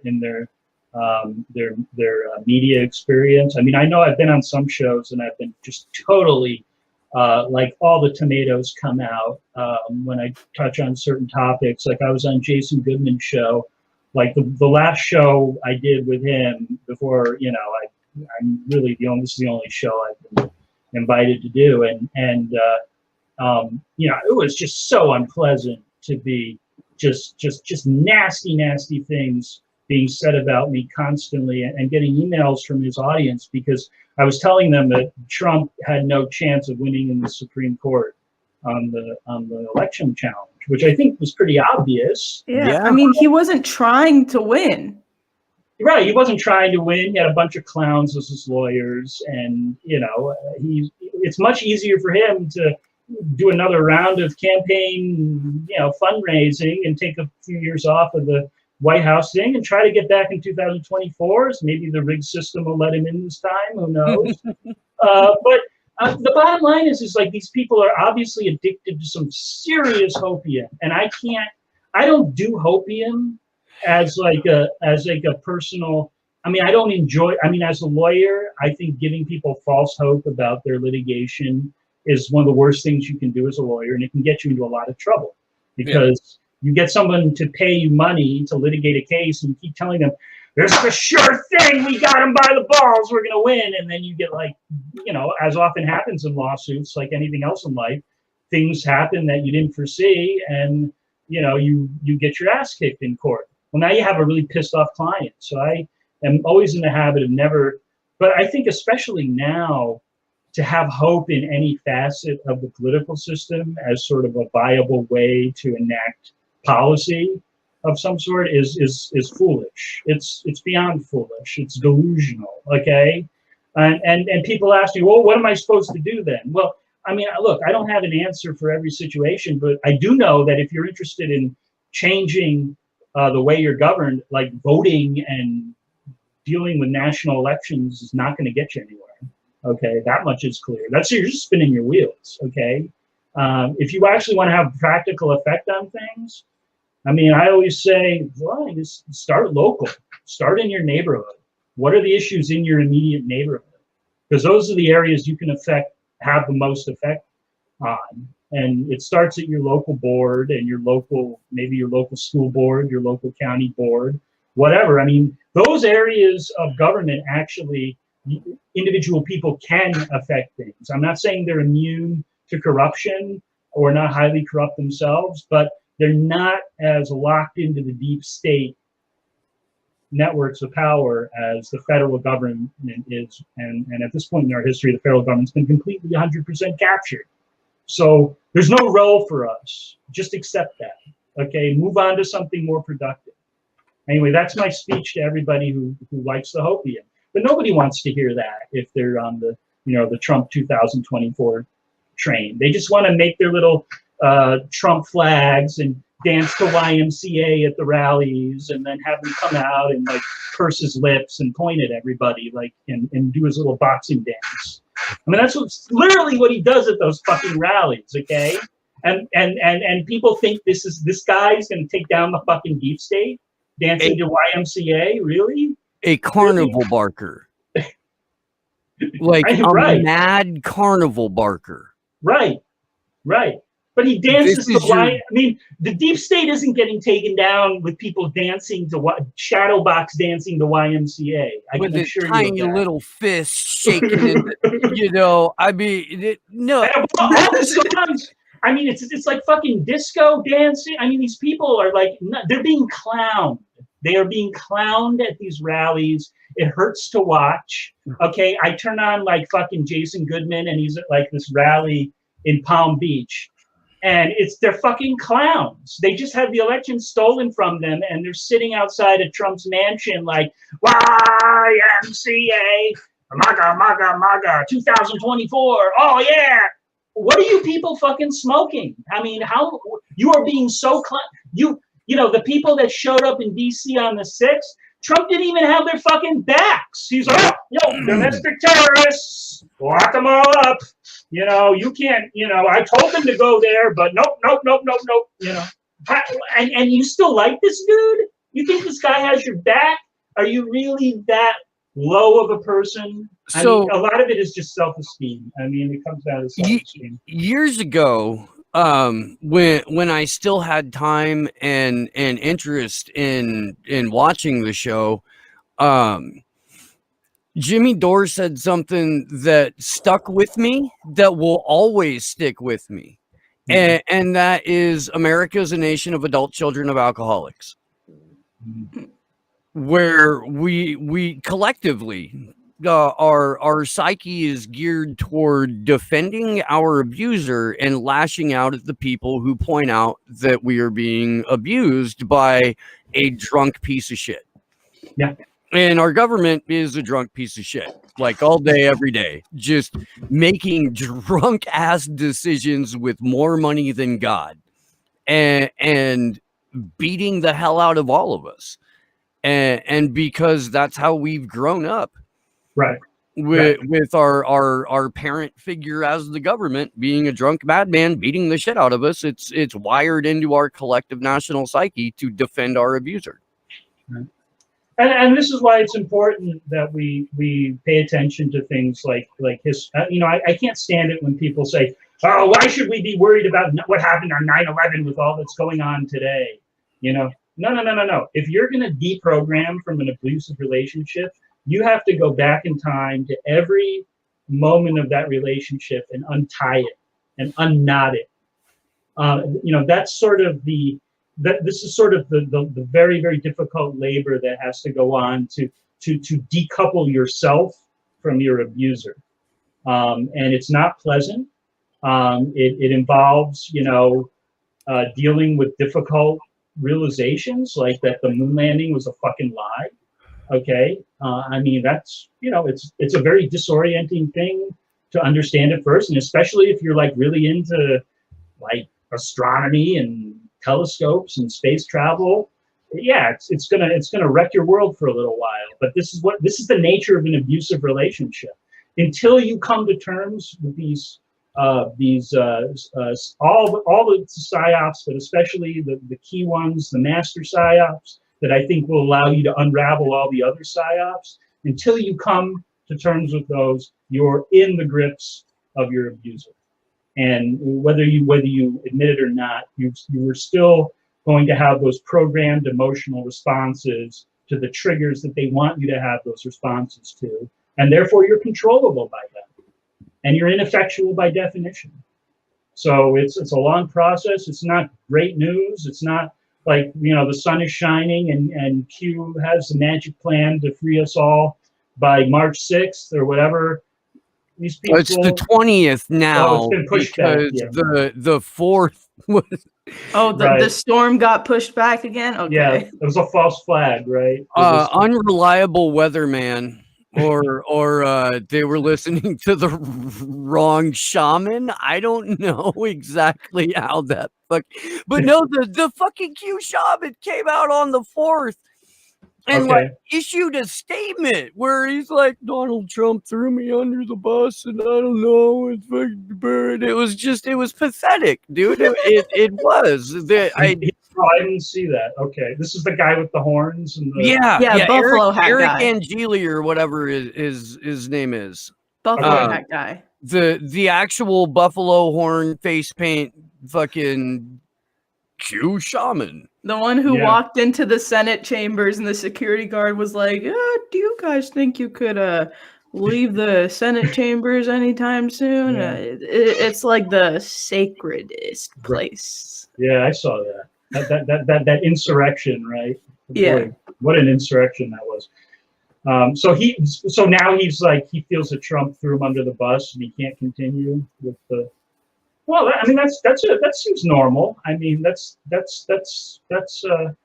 I mean, you know, but I mean, it's not gonna. I mean, look, if people don't have Trump, what do they have? They have nothing. They have nothing to hold up. But these are people that are doing nothing. Literally, their only activities are, sending out memes. And then, maybe if there's a rally in their area, some of them go out to it and like dance to YMCA. But I mean, it's like a completely neutered segment of the population. There are other people, by the way, who don't give a fuck about Trump at this point, know what's going on, are really fucking angry, are armed to the teeth, are watching businesses around them get wrecked, maybe having their own businesses wrecked. Those are the people that, I'm sure the state is more concerned about, quite honestly. Oh, 100%. And they're if they're not already actively doing this, I'm sure they're setting up a brand new like militia group or movement or something to absorb these people and co-opt them. We get the fucking limited hangout that Q was in order to deactivate the people who would have been, rightfully in the streets over so many things that happened during Trump's administration, and they were told to trust the plan and they were pacified. Yeah. And the people who figured it out and figured it out early, and are trying to like arm up and do something about it.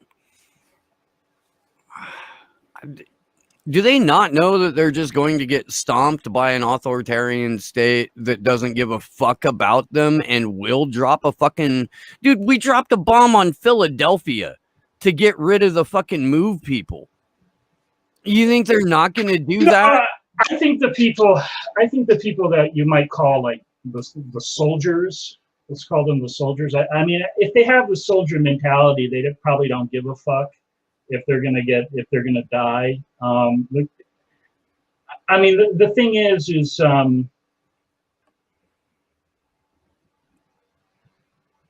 I think you're gonna see a lot of action around.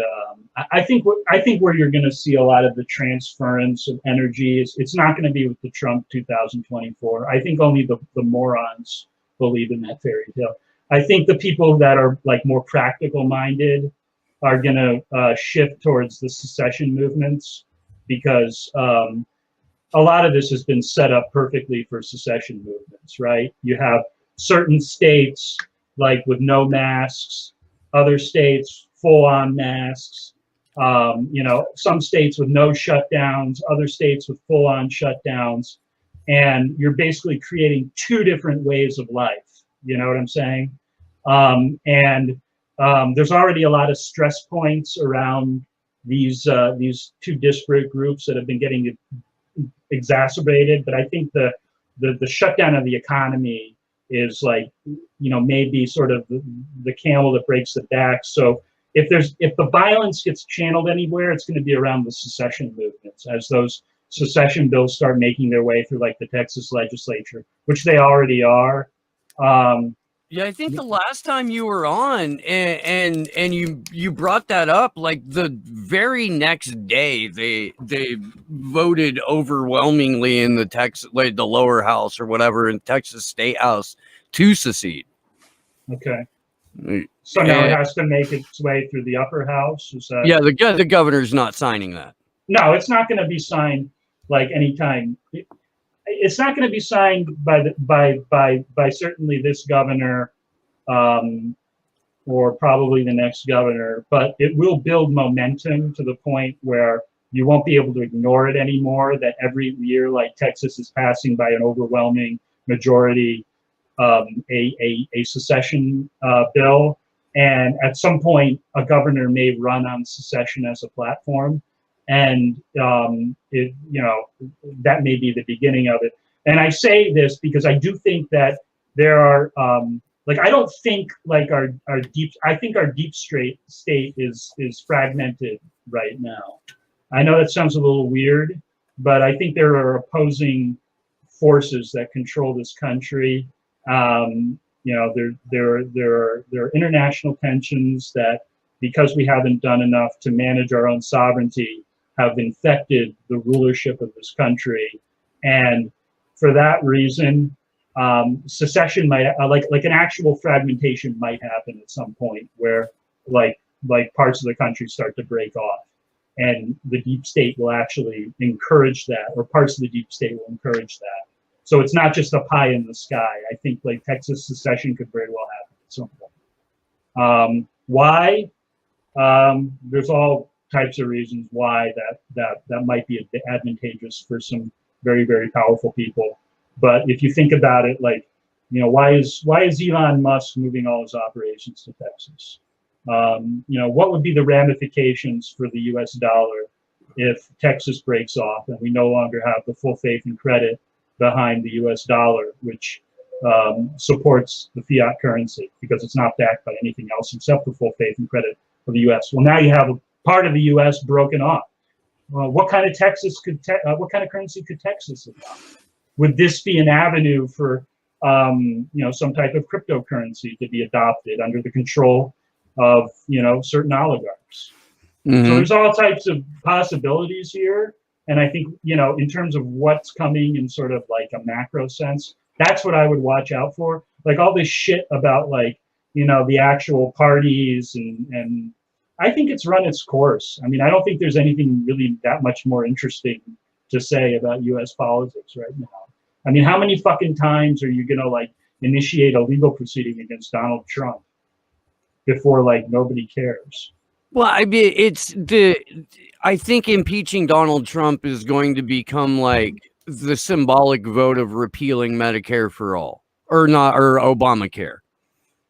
Right. Like, where they repealed Obamacare like 40 times in the U.S. House, and it never made it to the Senate. Died on the vine there. Right. Empty political gestures to the max is all we have. There's nothing real or substantial behind anything you see on the political stage. It's all just gestures meant to, you know, kabuki theater in whatever the predetermined outcomes are.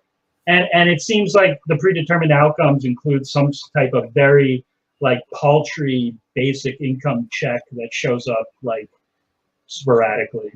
But that's their fix to like our crashed economy, is to like, you know, throw some like you know, throw some rubles our way. But I mean, the UBI is coming because the automation is coming. Yeah. And you can't. I see what you're saying. Yeah. There's too many people, but the loopholes and the conditions attached to receiving that UBI, and what you're going to have to continue to give up for it, and what you're going to have to subject yourself to in order to continue to get it, is going to be so not fucking worth it. Like, I really, if I was having this conversation just this morning, as a matter of fact, because a friend of mine that used to live here and then moved out to Colorado a number of years ago, we haven't been talking regularly, so he called me to tell me that he was going to run for office and could I help. Okay. And I'm like, bro, here's what I want you to do. I want you to go into your kitchen, and I want you to grab the nearest thing made out of cast iron, and I want you to hit yourself in the face with it over and over and over again until that fucking idea leaves your head. You know? And he's like, so you're not into politics, huh? And then he's like, well, what should I do? at my goddamn wit's end. Right. Everything is wrong. Like, I'm fucking freaked out and I want to help. And how can I help? And what can I do? And I was like, dude, teach people how to do what you do, which is wire fucking houses and build from sustainable materials. It's probably the best thing you can do. Is like teach other people how to do the thing that you do, because all of these like breakaway communities and shit like that, and all of the freedom cells and everything that Derek Rose is trying, the one thing they don't have is fucking competent carpenters. I promise you, because I visited some of these places, and every time I go there, I end up working. I believe it. We've lost a lot of basic skills over the years as a species. I mean, we've lost many. I mean, carpentry being something that is, through the ages has been practiced in every society, and yet how many good carpenters are there in this country? Would you say? 8. He's got the list, huh? Well, good. But no, I mean, it really kind You're of right, though. You're right. Yeah. It used to be everybody kind of knew some carpentry, right? I mean, it was a basic skill. You had to know how to work with wood in order to, keep your house from falling apart. And now, everybody is so specialized. Like, you need somebody to help you get out of bed in the morning. I mean, that's and by design, they've made people useless and reliant. And that's the problem. In terms of the UBS. Well, anyway, I'm interrupting you. What were you saying with your friend? Oh, but I had to talk him down from the ledge on trying to run for office. I'm like, dude, that it's not a legitimate system. Before I quit Facebook, I would occasionally see your shit, like you've got a lot of this shit figured out. If you're entering into something to be illegitimate, what are you trying to get out of it? And then what really are your reasonings for entering into this? And he was like, ah, shit. Well, yeah, there's that. I'm like, dude, if you want to grift, if you want to make some fucking kick-ass money, I'm sure you could run a libertarian campaign from like the Front Range of Colorado. And I'm sure it could be successful, and you could probably build yourself a hell of a fucking speaking career afterwards, if that's the route you want to go. But if you actually want to help people, get as far away from politics as you possibly can. Yeah. Yeah, and that's kind of... Yeah. But it's right. There's two things there, not just the uselessness of politics, but the fact that, this is somebody that is probably doing more to actually help society if he imparts his knowledge and his craft to those that he knows, which is what I would recommend people if they feel this overwhelming need to help out, help the situation. Yeah, I mean, we gotta I think we gotta leave the media ecosystem and the media image of ourselves as Americans in this highly dependent weird reality that they want us to believe in, where everybody is dependent on each other and nobody owns anything. I mean, it's bad. You're setting yourself up for the slaughter if you do that. That's all I can say. I mean, I think there's a bit. Look, from the perspective of the overlords. Okay, I mean, just you got to think like them. All right, they're trying to manage a population here. Okay, they know the automation, right? I mean, people aren't as useful to them as they used to be. They can be replaced by machines. So that means there's a whole lot of people out there that need to be, sustained. So, that's the UBI piece. But the other piece from the overlord's perspective is the culling, right? they're going to cull as many of those people out to reduce the burden. And the more dependent you are, the more your neck is on the line to be culled. And I think that's really, inhumane and horrible, but that's how these overlords think, right? That's how they make money, right?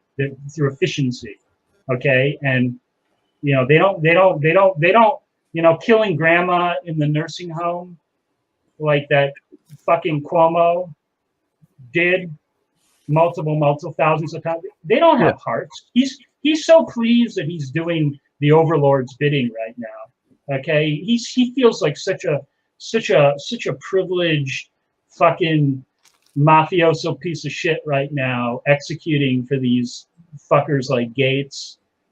You can't reach him with an appeal to humanity. You just have to save your neck from being culled. Okay, so don't do anything stupid. Okay, and maybe get out of Cuomo's jurisdiction because the guy's a fucking psycho. Okay, if you haven't figured that out. But number two, you're gonna have to regroup with your fellow humans, and we're gonna have to decide what to do about this. But I think we're in like the first phase still, which is like avoiding these operations, getting away from denial, right? What's that? Denial. Denial. Like the first, like a lot of people are in denial. Yeah, but if you're in denial right now, you're in trouble. Okay, that's what I'm trying to say. If you're like, paranoid and looking for places to hide, you know what's going on. I approve of that. Okay, paranoia right now is a good thing. Everybody should be super paranoid.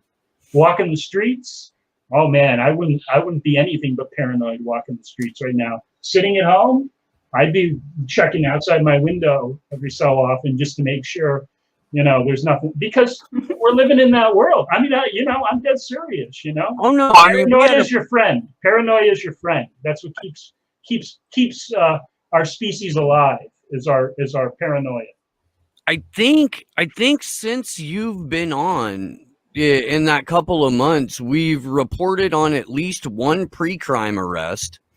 I know there's been more, but there's currently a guy named Daniel Baker who's being held without bail, who's a like left-wing activist, army veteran, and held without bond for a crime he may commit in the future. He has not committed a crime. He's being held without bail because he may at some point in the future. Where is he being held? Florida, Tallahassee. And for what specific? I mean, he's for like making a threat or what? Because he's on the path to radicalization, and he has the potential to commit a crime, because I guess it's centered around a Facebook post he made that was something like, oh, I hope these like right wingers try another coup again, because if that happens, then shit's gonna go down. We gonna be there. And like, because of that post, he got flagged and arrested. Yeah. So this is a great example of what I wouldn't do right now. I mean, which is stick the neck out, okay, to be culled. I mean, because Facebook is not your friend. Okay, the people on Facebook are not your friends.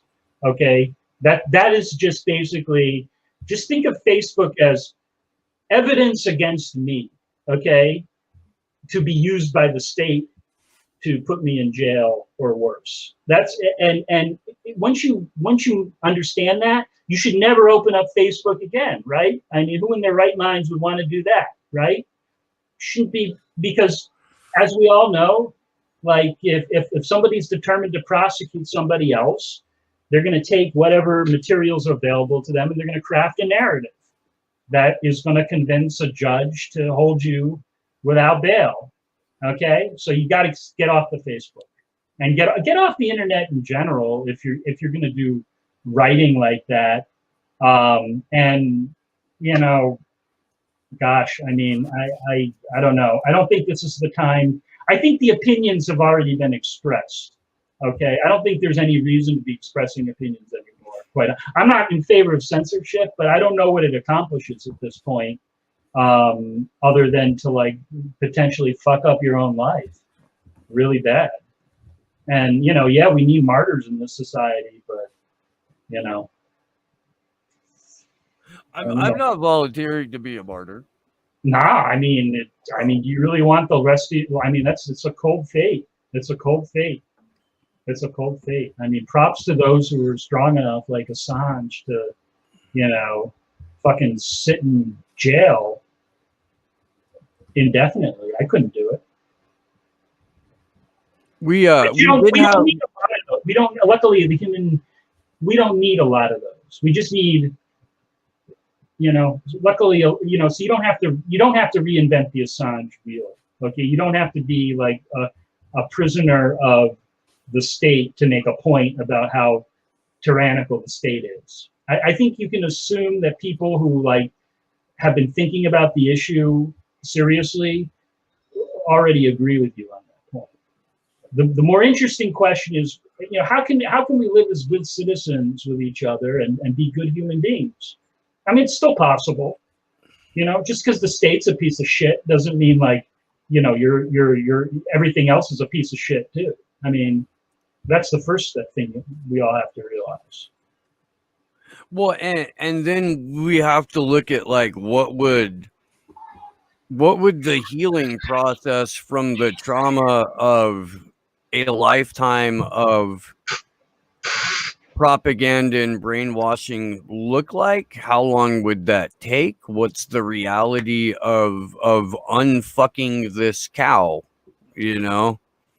And I think we should just kind of let it hang there. And it's been little over 2 hours, and we'll give everybody watching something to think about. And yeah, it's a really good question. I expect a 5-page essay on that topic by Monday. Glory Jones is our resident scholar. We'll get her on that. Okay. Jared, God, thank you, man. I have a blast with these shows. I really do. Yeah, I hope we can do it again sometime soon. It's always a pleasure to be on here and, you know, share our thoughts and observations as things crumble around us. You know, the apocalypse doesn't necessarily have to be unpleasant. You know, no, it's all about how you approach it. No. One of my favorite books, period, is a lighthearted comedy about the apocalypse. They turn it into a TV show, but it's Good Omens, the Neil Gaiman and Terry Pratchett novel, and it's hysterical.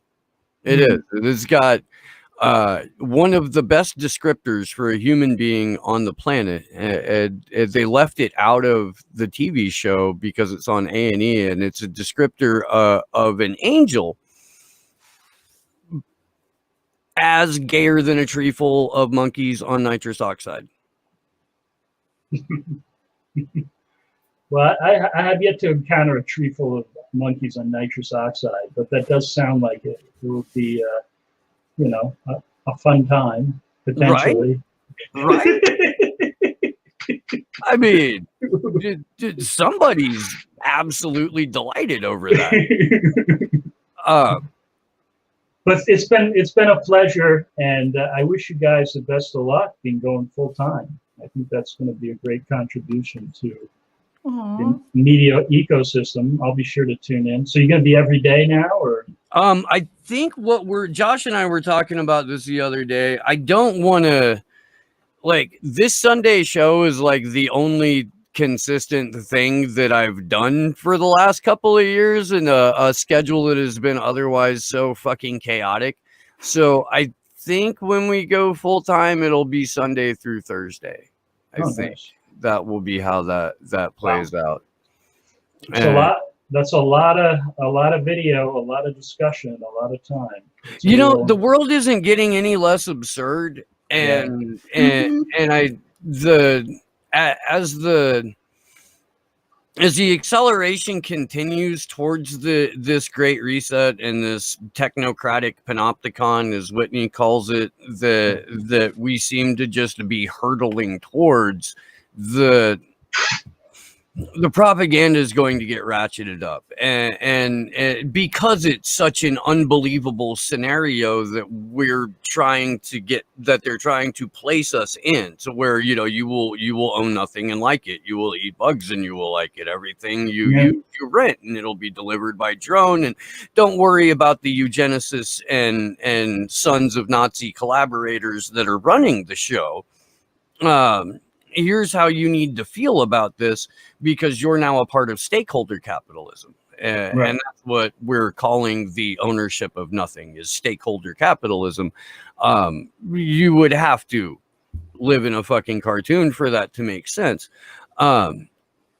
So I feel like we're going to have plenty to talk about.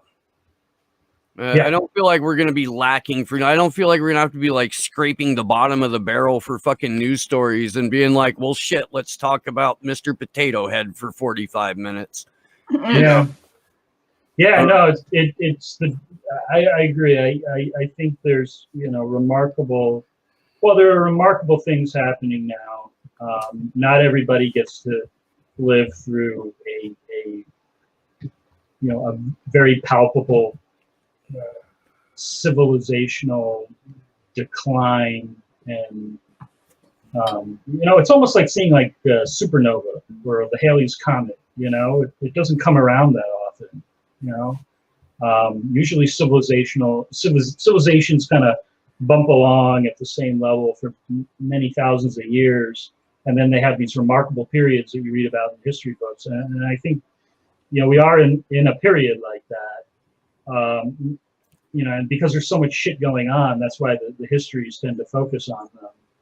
But you get to do it real time, basically, and create the record. And there's not too many people doing it, because the issues are so terrifying that they actually would rather talk about, like, Mr. Potato Head, which is when you're sitting there talking about Trump, 2024, that's really what you're talking about, is Mr. Potato Head.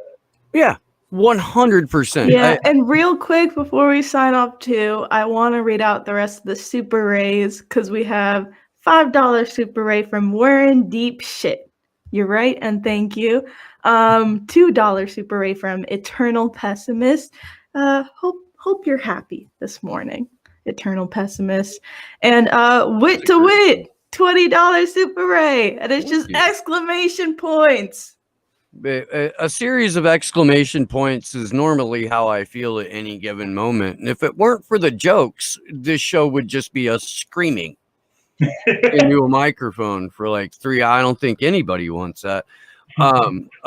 Jared, again, man, thank you so much. Go buy Jared's book. Do that. Are you writing a new book yet? Are you coming up with a new book? I feel like I have to. Study things a little more before I have anything that would be use. I mean, the problem is that the problem with writing a book right now is the thing's going to be outdated by the time I finish it. Okay, because things are, like you said, things are moving so fast, and they're you don't know the next fucking huge psyop, whether it's a pandemic or what they've got planned for us. But they're ratcheting it up because they want to get to those bugs and stakeholder capitalism and people living in their ownerless pods and these dystopian urban environments. They want to get to that point as quickly as possible. I mean, when you execute a plan like this, you don't go slow. You go with extraordinary speed, because you're going against the naturally wired wills of many people. So you have to run roughshod over them. And the only thing you can do is go with enormous, frightening speed. And if you're in the way of that plan, I suggest you get the fuck out of the way. But if you end up in one of these target places and you're not careful, you're going to be in a pod eating bugs and owning nothing and having all the data sucked out of your brain. And it's going to be very, very, look, you might be on a lot of sedatives, so you might not be particularly unpleasant for you, but other people will feel sorry for you. Wow. Hunter Carranza. Jesus, I'm doing great. Thank you for the Rockfin tip. Much love to you guys for the great work. See you in DC. That's what we want to hear. That's what we want to hear. Next week. Is it next? No, going into the following week. So we're I mean, yeah, it's all basically. So like next Sunday, I get on a plane. Me too. And be careful out there. Well, we're going right to the belly of the beast. Be careful. That's again, right back into the fucking. What now? Is something happening next week out there? Is this the March 20th shit? No. We're. Oh my God, that's right, dude. I should just go ahead and stick around for a couple of. This always happens. We plan Assange events. We plan Assange events without any, it's an Assange event. Any cognizance of what's going to happen a couple of days later. Yeah. And we plan it way before anybody announces that X and such date. Okay, Steve. But is something really going to happen this time, though? I don't know. I don't. We didn't. I mean, we knew that it was going to be weird on the 6th, but we didn't know to the extent that the weirdness was going to go. Like you could feel it in the air that morning. It was crackling. You know, like we'll know what's gonna if something's gonna happen on the 20th, judging by how it feels on the 18th and the 19th. So if nothing's gonna happen, then yeah. But no, I mean, the National Guard's never leaving DC. I know, and I don't want you alone with a bunch of National Guards. So no, and there's people. This is going to be and this isn't marking necessarily anything significant, Jared. It's just that April 11th is 2 years from when Julian was illegally and violently dragged out of the Ecuadorian embassy after being sold to the Five Eyes, and we need to rally everybody up ahead of that. So we're hijacking St. Patrick's Day for free speech. Last year there was a hashtag Clovers for Assange at sort of a low point in the case, in the extradition hearing, and it reminded people, at least on social media, they started putting a Clover in their Twitter handle and shit's become a way for WikiLeaks supporters internationally to recognize each other. So we thought that we would try to take that into 3 dimensions, into the real space. And so we're calling the event Clovers for Assange. And as long as you got some green beer, right, you'll be good. Right. Get yourself a Shamrock Shake. The green beer will flow like wine. But I mean, and I think look, this is as far as I know, we've only got a couple of months of free assembly left. Yeah. So are you going to the embassy? Yeah, we're going to the Department of Justice on the 18th. On the 17th, what we're doing is we're marching. There's a plaza in DC where Fox and NBC and C-SPAN all have their offices. So we're going to start there. We're going to march to CNN.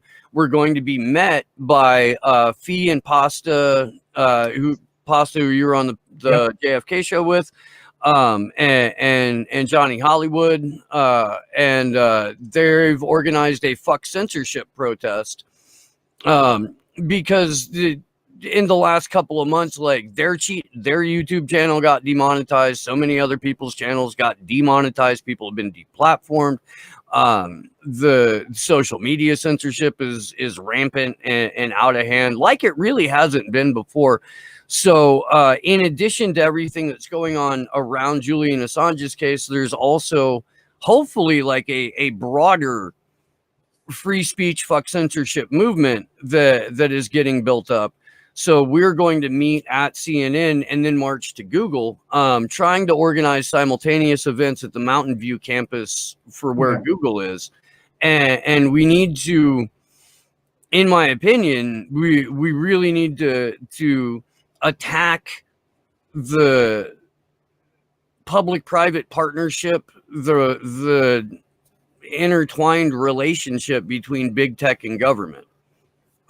So we're going to be holding a lot more events like around tech firms and hopefully contractors too.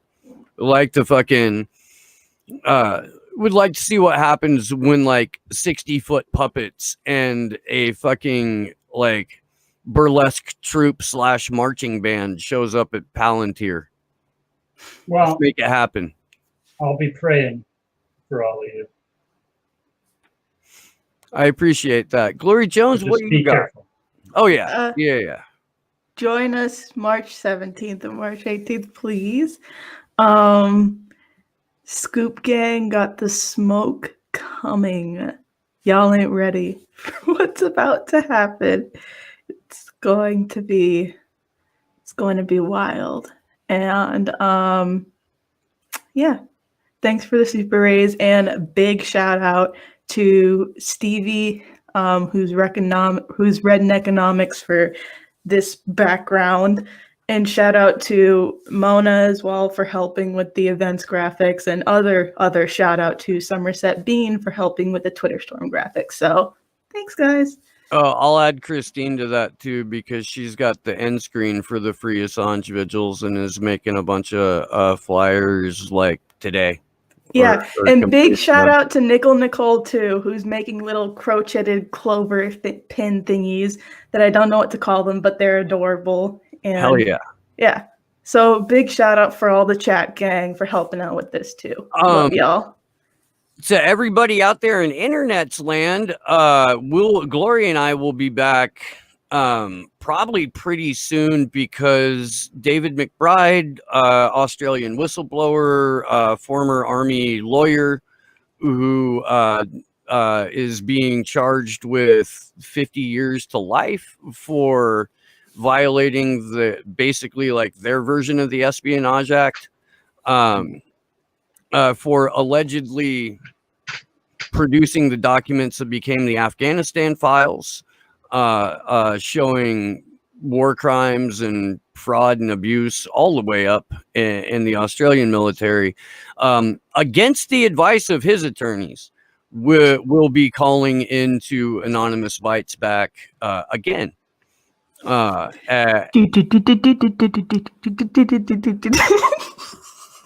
Because I guess dude, he's been under a gag order from his legal team since last year, and he couldn't take it anymore. Like, they're charging him, he's facing life in prison, and there aren't any media outlets that have really like picked up and ran with his story outside of like us and ABB, which is also now apparently us.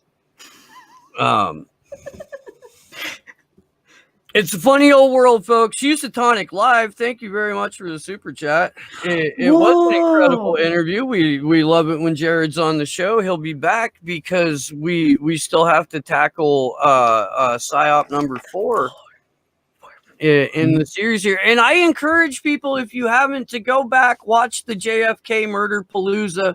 Watch the show on Tavistock. It's called Everything You Love Is a Psyop. I don't think we put Tavistock in the title of that. And yeah,